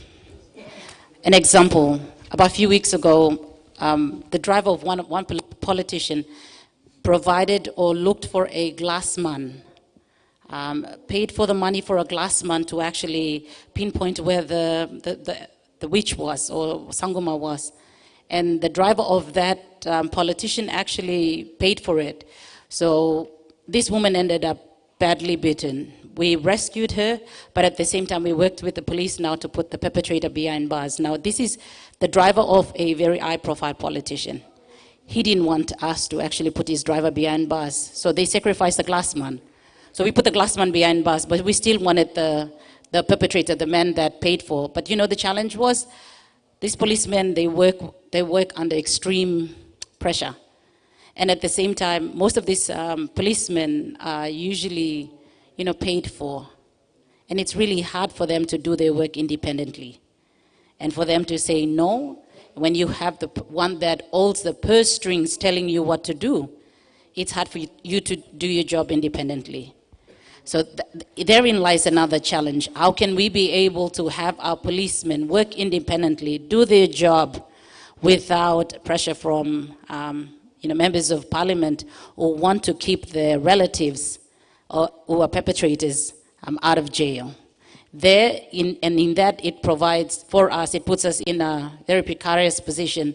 There's a lot of human rights defenders, there's a lot of community-based organizations that will tell you this. We can work, we can run here and there, try to make things work, but if there's someone right up at the top who actually pulls the strings where the police are concerned, the police will tell you straight. Sorry, bossman tok nogat. So plenty old bossman supposed to provide him leadership. Now, for example, I think a month ago, me play him one plus sorcery accusation related violence conference law enga. Dr. Kwana, team lawyer, deputy prime minister, all come na governor blomipla law enga make him one plus talk name tokosem.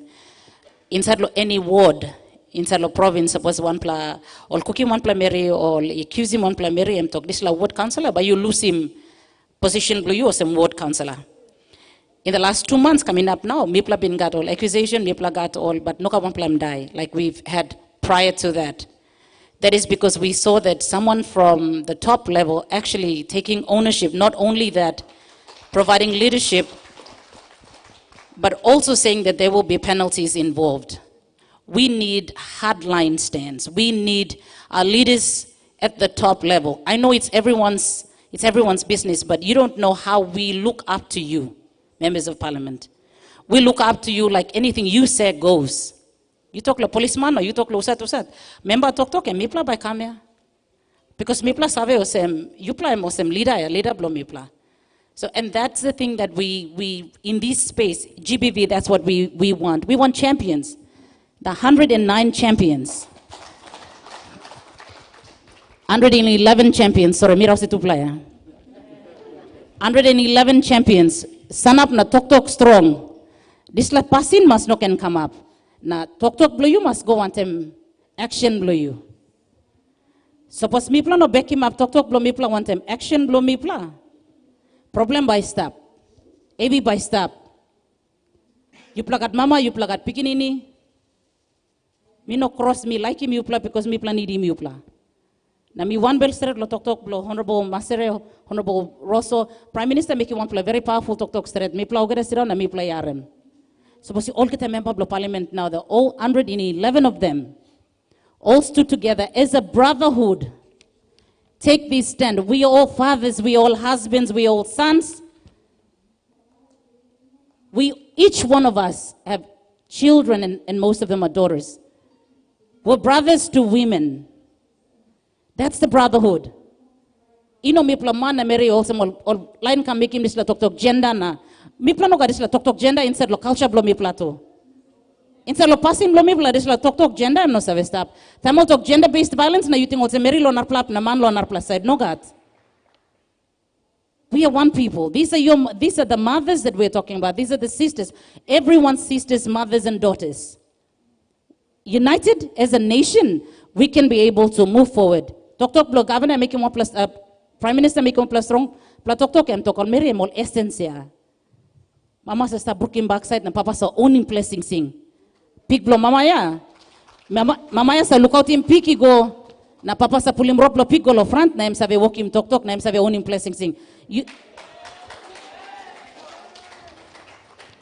Big name blow you. That's all tupla one time, but you tupla walk one time, lo bring him about display change. Also, so appeal blow me can. Me pla need lo walk, display walk him need lo come out from the top level. When now you play him ownership, yeah. Me plus but me pla make him walk. But you pla need lo run one time, pass him at na run one time, display walk so that all get time you walk one time. And by finishing display something.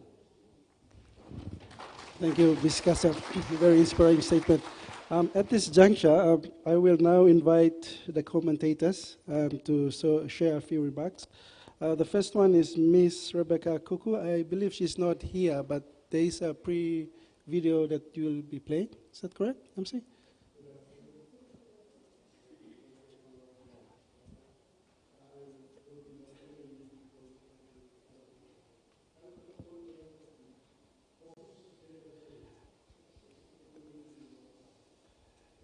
If it's not ready, we can move along and then come back to it later on. So let me also invite Ms. Kathy Johnson, City Mission House Road, please. Oh, it's on now. Okay, so let's go back to that. Thank you. Good afternoon, everyone. My name is Rebecca Kuku, and I am a former senior reporter with the national newspaper. I covered politics and security and did social issues in my free time. I also have a page on there's Facebook no called sound to the Facebook, video. where I If share people's we can stories have help for that. to also highlight the various issues that the country faces. As a journalist, I have always been passionate about GBV. I had 3 years ago a violent marriage, so I've been there. But I was a journalist. We'll move on. I was Okay. working. So let me invite Ms. Kathy Johnson, City Mission House Show, to say a few remarks to what the panelists have mentioned in the session. Thank you, Kathy.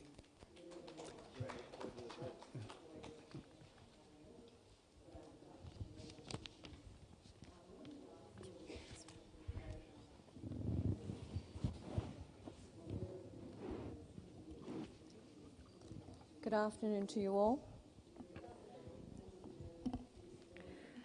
I represent City Mission House Ruth. I'm actually on the board. Can you all hear me?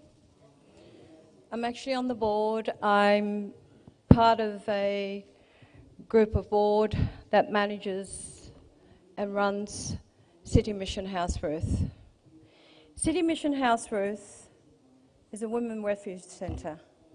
We talk about refuge with domestic violence with women, abused children. House Ruth caters for that. What we really need at this stage now is to be able to have government and the sector of what we called community service to work together as one. House Ruth provides counselling, refuge, empowerment to thousands of Papua New Guinea women. Women flee violence with their children. House Ruth provides programs for children that are traumatised. When the centre opened, House Ruth, back in 2009, it was part of the extension of City Mission, which is where City Mission caters for the youth. The youth that are basically grade 8 students that are dropouts. So the offshoot of City Mission House Ruth is another part that we service. And the reason why it's called House Ruth, it was named after the founder of City Mission, which is Larry George. House Ruth also provides the caring of the women and children that do not actually have a home to go to. So in the years that House Ruth has been established, we've actually had nobody that addresses the problem of child abuse, and in many cases, children have been victimised of abuse. So the women that come with their mothers are also the victims. More than 3/3 of women in Papua New Guinea suffer from some form of domestic violence. We need to break this vicious cycle so that women become empowered to take control of their lives.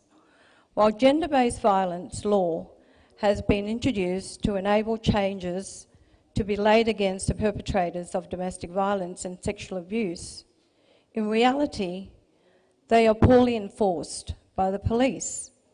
But as we heard today, that we can't blame the police, as we all know that we are understaffed, undertrained.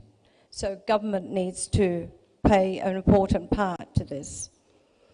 Who are predominantly male for this reason, we strongly believe that essentially importantly that many more female police officers be appointed to help with enforcement of these laws and to provide greater support to the victims. While some new refuge have been established over recent years, House Ruth is the only centre in Port Moresby that provides all the vital life-changing services. The City Mission Refuge Centre has been experiencing an increased demand of its service. Security guards on duty 24/7 for the clients and their children.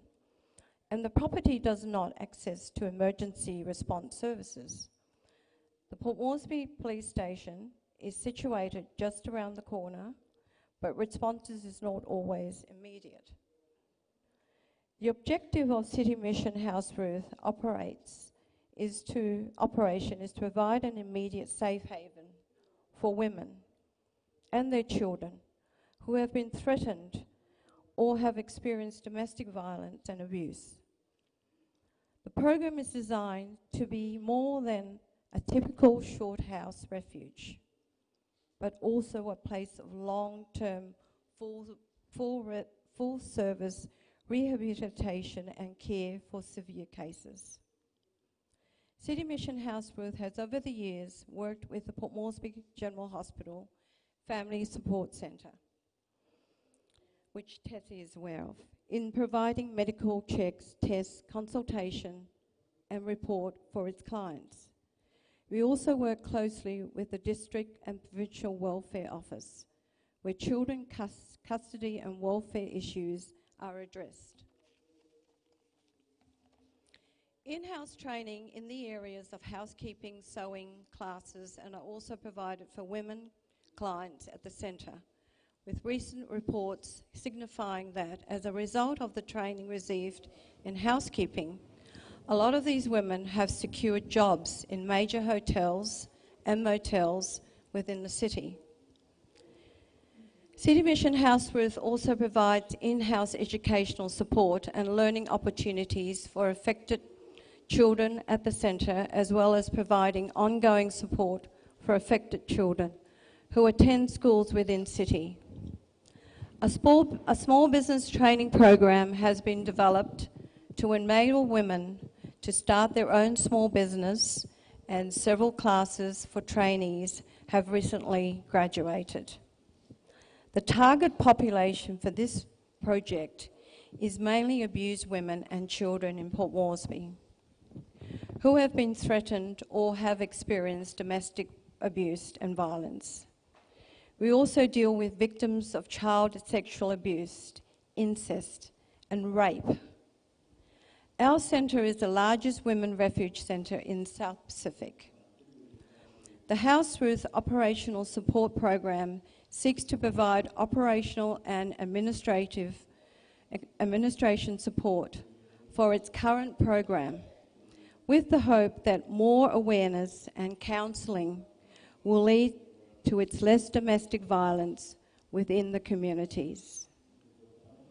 Concentration on more couples and families counselling will hopefully encourage the male clients to refrain from and abstain from violence against their partners and children. At the same time, they will become role models for their brothers, sons and nephews, resulting in more happy families and the communities and villages. They will also have freedom and access to health, welfare, legal and other citizens empowering service. Triage care will be given 24-hour service and overnight accommodation provided at House Ruth, as well as the continued provision of 3 healthy meals a day. Child, adults and couple counselling, medical and legal assessments, education, training programs and repatriations are available if and when required.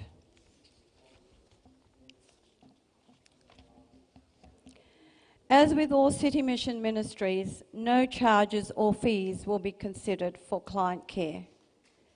Client stays will be for a maximum of 60 days in severe cases, but mostly clients are released within 2 weeks.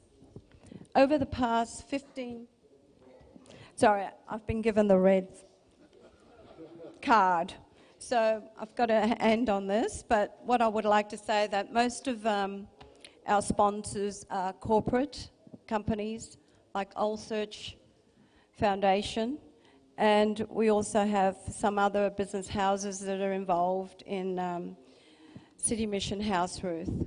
I would like to say that I'd like to say a final message to say that we need, if we could have a lot more missionaries coming on board to City Mission House Ruth, we would be able to establish other House Ruths around the country. We do have a House Ruth at Lay, which is called House Clare, and I think it does serves quite a number of domestic violence women. I'd like to say, last and least, I'd like to say thank you to, a huge thanks to Governor Powers Pakop for contributing every year. He supports City Mission House Ruth. Last year he donated $200,000 in aid of supporting House Ruth. So thank you all, and God bless to you all. Thank you, Kathy Johnson. In the interest of time, I will just run along with the different commentators and then come back to the back end if you have any comments to share. I notice here we have Pondros Calvin, public prosecutor, if he's here. In his absence, Dr. Kwa, can you say a few remarks? Thank you, Dr. Kwa.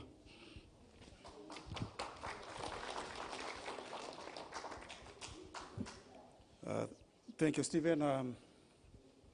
Let me begin by saying that I'm on the board of the Family PNG, and so I'm really familiar with the issues that we're discussing this morning and all throughout the week, because we deal with survivors of GVV almost every day.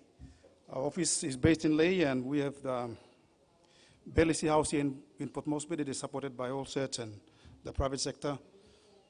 So I will just go straight to some responses to the points that have been raised by our leaders and our speakers. First of all, let me just share with you a little experience that I had in Ghana in 2016 when I was on a Commonwealth Observer mission to Ghana as an election observer.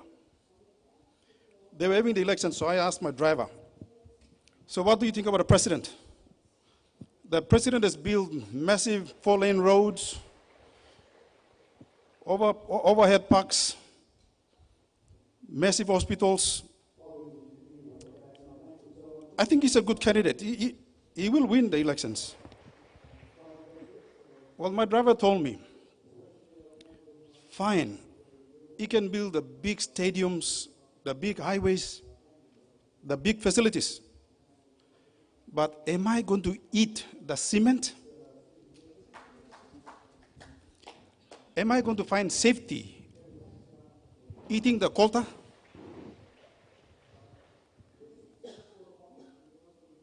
Who's going to give me safety? Who's going to look after my children? I am going to vote against the president. Now, I learned a very important lesson with a short conversation with this voter in Ghana. That is what we face today in this country. Where is our focus? Are we talking about roads, bridges, wharves, airstrip? Or are we talking about a family? Where it matters most? Are we dealing with the family issues? You build a road, how many of them will buy cars to drive on the road? They need help within their villages, within their communities. Little story that's all. We've had some concerns raised this afternoon, so let me just go straight to some of the answers that we have. First of all, in terms of the issue of law and order, the issue raised by our senior magistrate and our FSBU police officer, let me assure you that we've been instructed by the Attorney General, the Minister for Justice, to now get the police and the Public Prosecutor's Office to work together to improve our prosecutions. So we are currently facilitating an agreement between the police and the public prosecutor so that the public prosecutor will now take over all prosecution functions of the police so that they can be able to properly assess cases first before we prosecute, so we can have successful prosecutions. So that's our response to the failure of our system in dealing with prosecution. Number two, the Prime Minister has now directed us, and we hear very, very loudly the issues that have been raised by our leaders about domestic violence. What we've been instructed to do is to look at the Family Protection Act. And so one of the key issues that we're looking at is to not allow the complainant to withdraw the complaint. We are amending the Family Protection Act to try and stop the withdrawal of a complaint. When you lodge a complaint, it must be completed. So that's one of the amendments that we're looking at the moment. We're also looking at increasing the penalty for domestic violence. We're not going to bring it up to 5 years. And then if you break the IPO, we'll bring it up to 7 years. So that's the work that we're doing on at the moment.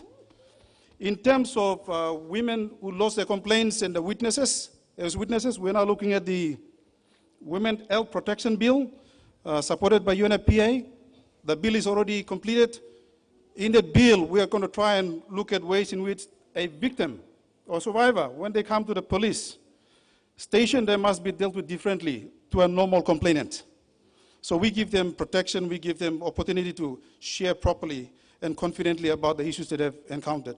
We also want to look at the medical evidence to see how we can be able to ensure that the evidence that is given is properly used as evidence within the court system. So that's something we're working on now. We are hoping that the bill will go to Parliament in June.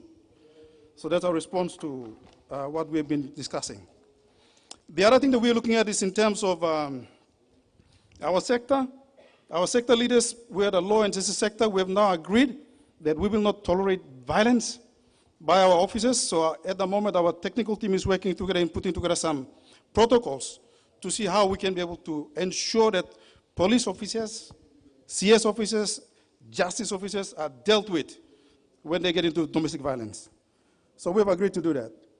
Now the last thing that I just want to mention here is the village courts. I have got 19,000 village court officials throughout the country. 19,000 officials. These are the people that put out the fires every day. We can blame the police, but think about the number of offenses that come to the police stations. It's very few. But what about the rest of the issues that are being dealt with every day? They are being dealt with, my people, the village court officials. Since last year, the new government has now taken a new approach to dealing with law and order. Our focus will now be on the village courts. We want to go down right to the village. right to the settlements, right to the communities. And we want to deal with law and order there and then. And so government has now agreed to allocate 7 million next year for us to roll out the revitalization of the village court system. Now, mind you, I have got clerks, then I've got peace officers. We're now talking to the police to agree that our peace officers become reserve police.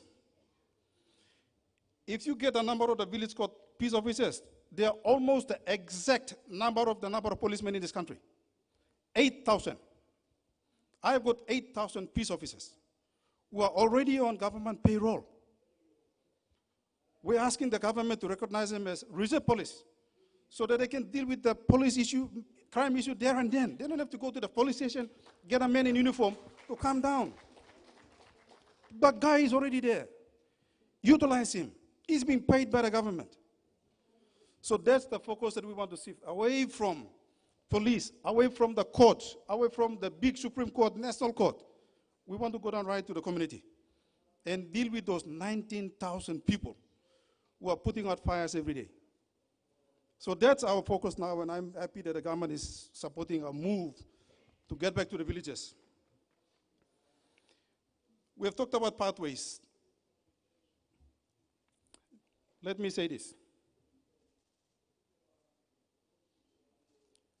I'm a leader of the public service.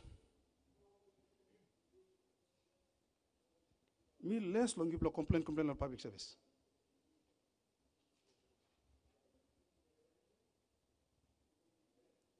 Public service by making money work. Suppose public service, kisim support the government, the resources, na funding. Funding you mean like moving go building road, building bridge, building or something. But man, we need him fuel or gonna handle him issue. Can't pay for fuel. Fuel is not much. But building a massive highway will cost you millions. Me lead up the public service. We go to work every day. We need to be supported to support you. If you are not supported, we can't support you.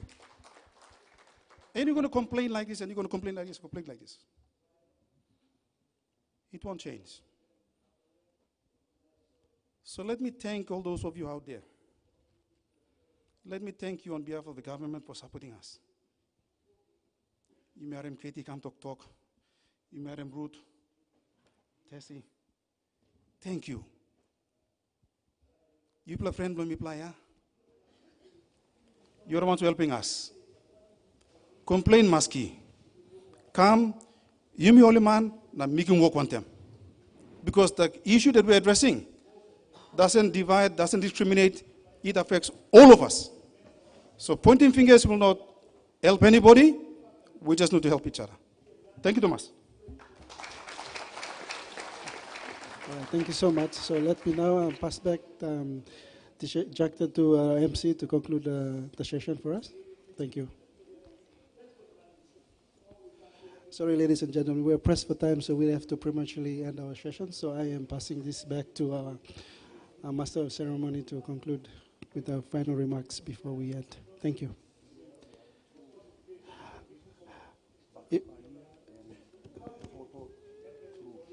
If you all agree, we can allow for 2 more commentators and then we can end. Yep. All right. They'll open and they'll all participate. So. All right, great. So with that, let me invite now Baka Bina, Assistant Registrar, National and Supreme Courts, to the podium. In the interest of time, please be concise and to the point. Thank you. Sorry. Thank you very much. Let me thank you, ministers and the panel here. What I'd like to firstly stress is just to improve on, not improve, reassert what Secretary for Justice, Dr. Arukwa said about improving the court system. At the police, we are now trying, piloting out our system where the whole judiciary and the law and justice sector is involved is to get cases reported at the police station to termination of it. so that it gets, and there's time frames in it so that it can fasten up process. So once you go and report a matter at the police station, it's inputted into the one. Anytime you wants to follow up, it's reported, it's recorded. We know the reason why it falls out.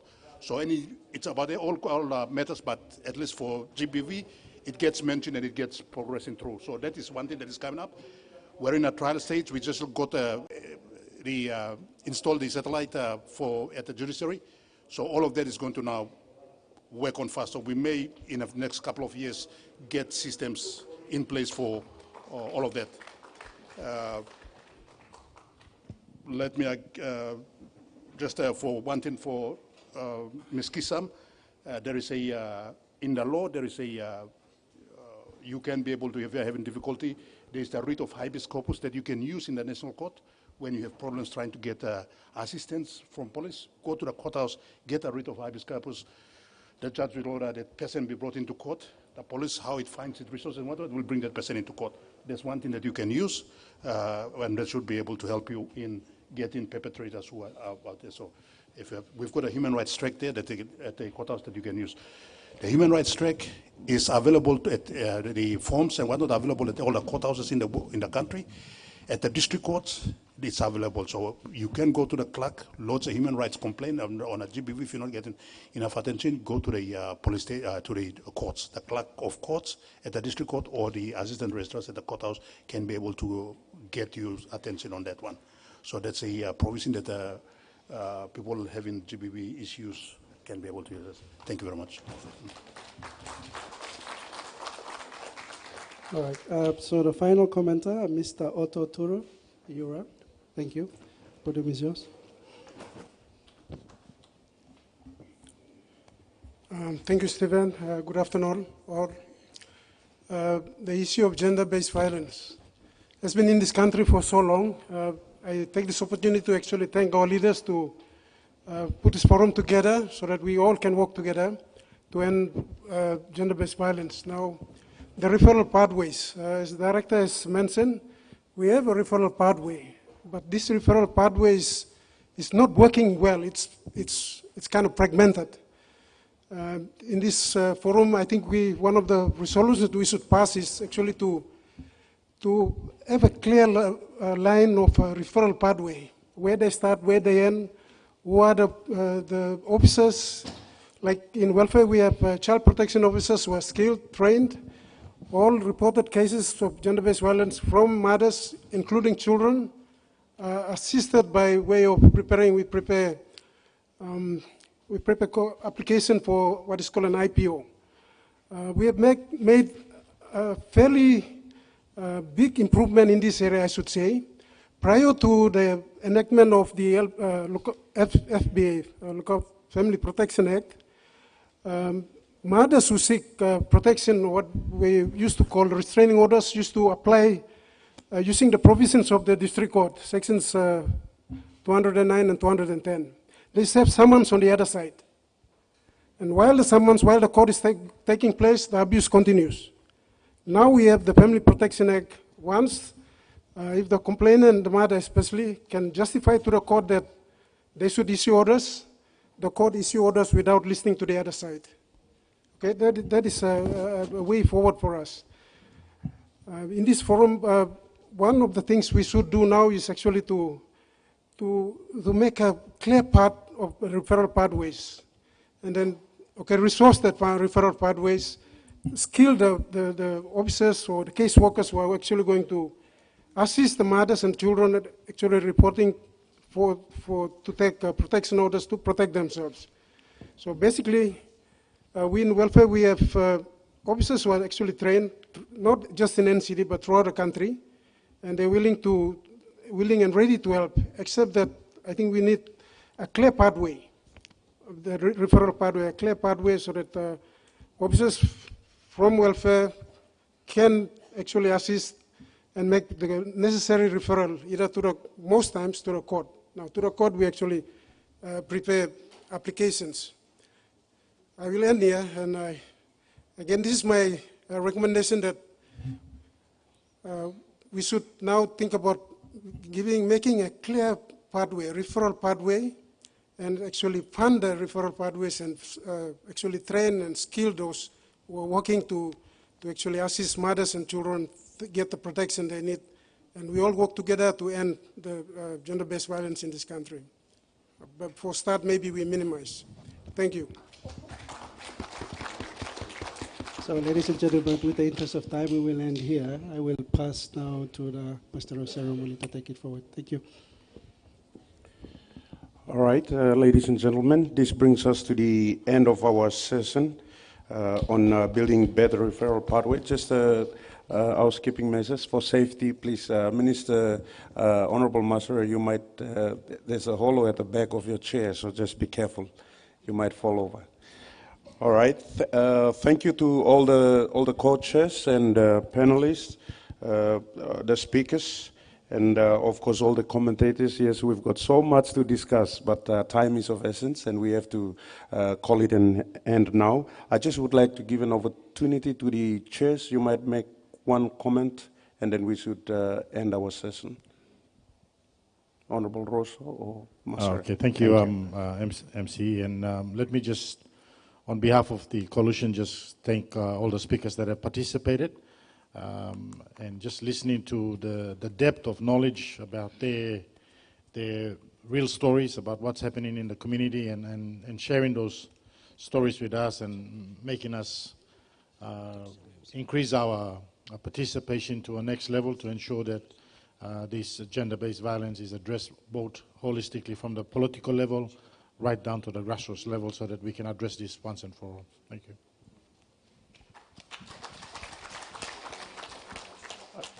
Same sentiments. I'd like to express my thank you for seeing everyone here today. Participation, involvement. It starts with all of us, each and every single person, starting from the political level all the way to the guy on the street. All of us have to be involved in this. All of us have to be responsible. All of us have to take responsibility for actions. And just sitting here listening to some of the speakers speak and the problems they encounter also enables us to assist us in making better legislation, better laws to assist us. But laws and legislation doesn't fix everything. It needs personal involvement, personal input from each single person. When you walk down the street and a woman gets beaten up, don't just stop and look. Don't just take it and post it on Facebook. Yell at the person. Get involved. If your neighbor beats up his missus, you start sanap na, krosimem tu. And not only we're here with women and children, there's some men that get abused too. I've seen some men get abused by extremely violent women too. So on that side of things too, please, you play marry. Some play man, play simple man. At least try and look lol too, and no can or chase them around the house or kind of. It works both ways too. Seriously. So what you call me, bung. Some play marry and extremely violent too. So I'm just all with that. Really glad to see a high level of dignitaries here today and everyone's involvement. And from the last 10 years to now, when you see these things, a lot more involvement for people that you may now see now here and participating, a lot more exposure. So all united together will probably make our place a better place to live in. Not just in Port Moresby and Lae and the urban areas, but think of that woman in Miniamia, the child in Tari, the kid over in Western Province. Needs a united effort, not just in the urban centers. Let's not just meet today and forget about it. We have to continue and persevere, work united. Thank you. Thank you very much. This brings us to the end of session 3A. I'd like to ask our panelists to take their seats. As they take their seats, we will have a video from Rebecca Kuku, which will conclude our session for this afternoon. But I'd like to remind us again, I'd like to acknowledge the UN agencies under the Spotlight program funded by the European Union for having this whole summit and occasion, funding this summit and occasion, of course NCDC and all the other corporate organizations, diplomatic corps, and NGOs, civil societies, and all the government departments and all the delegations from all the provinces. Thank you, and we continue to enjoy the afternoon and continue the summit. Thank you very much. I'll leave it to the chair.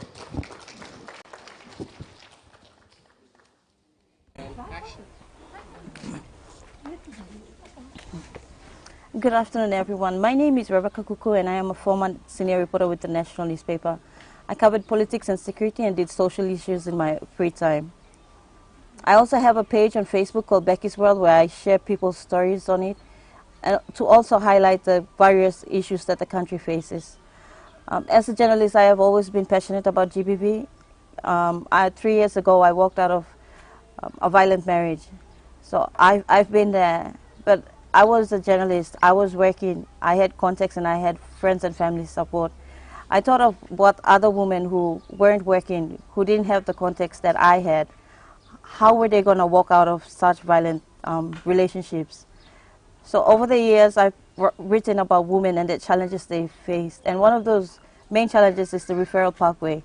Though we have the police FSBU and we have the family support center and we have welfare services and safe houses, this isn't enough to help these women.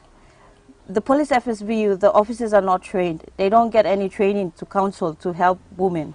So what they do, they use empathy, they use experience, they use whatever there is to help these women. But most times these women, because they depend on their men, they go back and they withdraw the complaints that they're laying. So there has been no one prosecuted so far for GBV.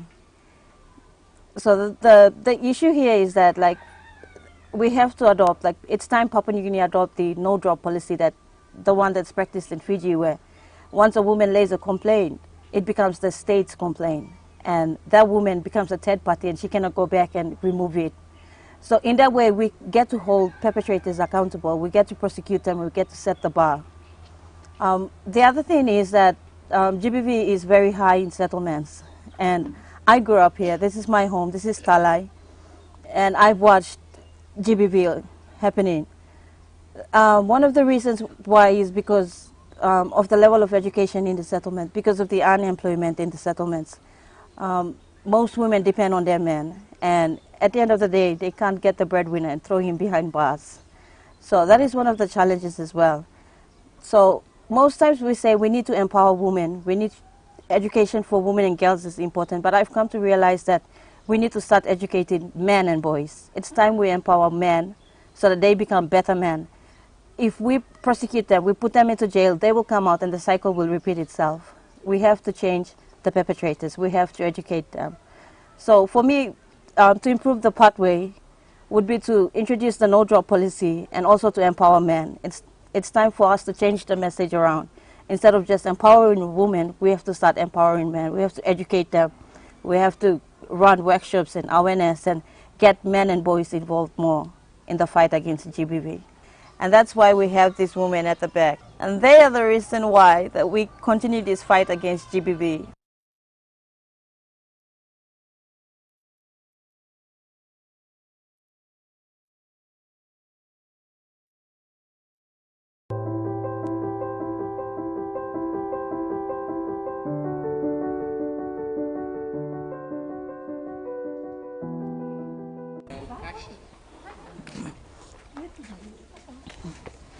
Good afternoon, everyone.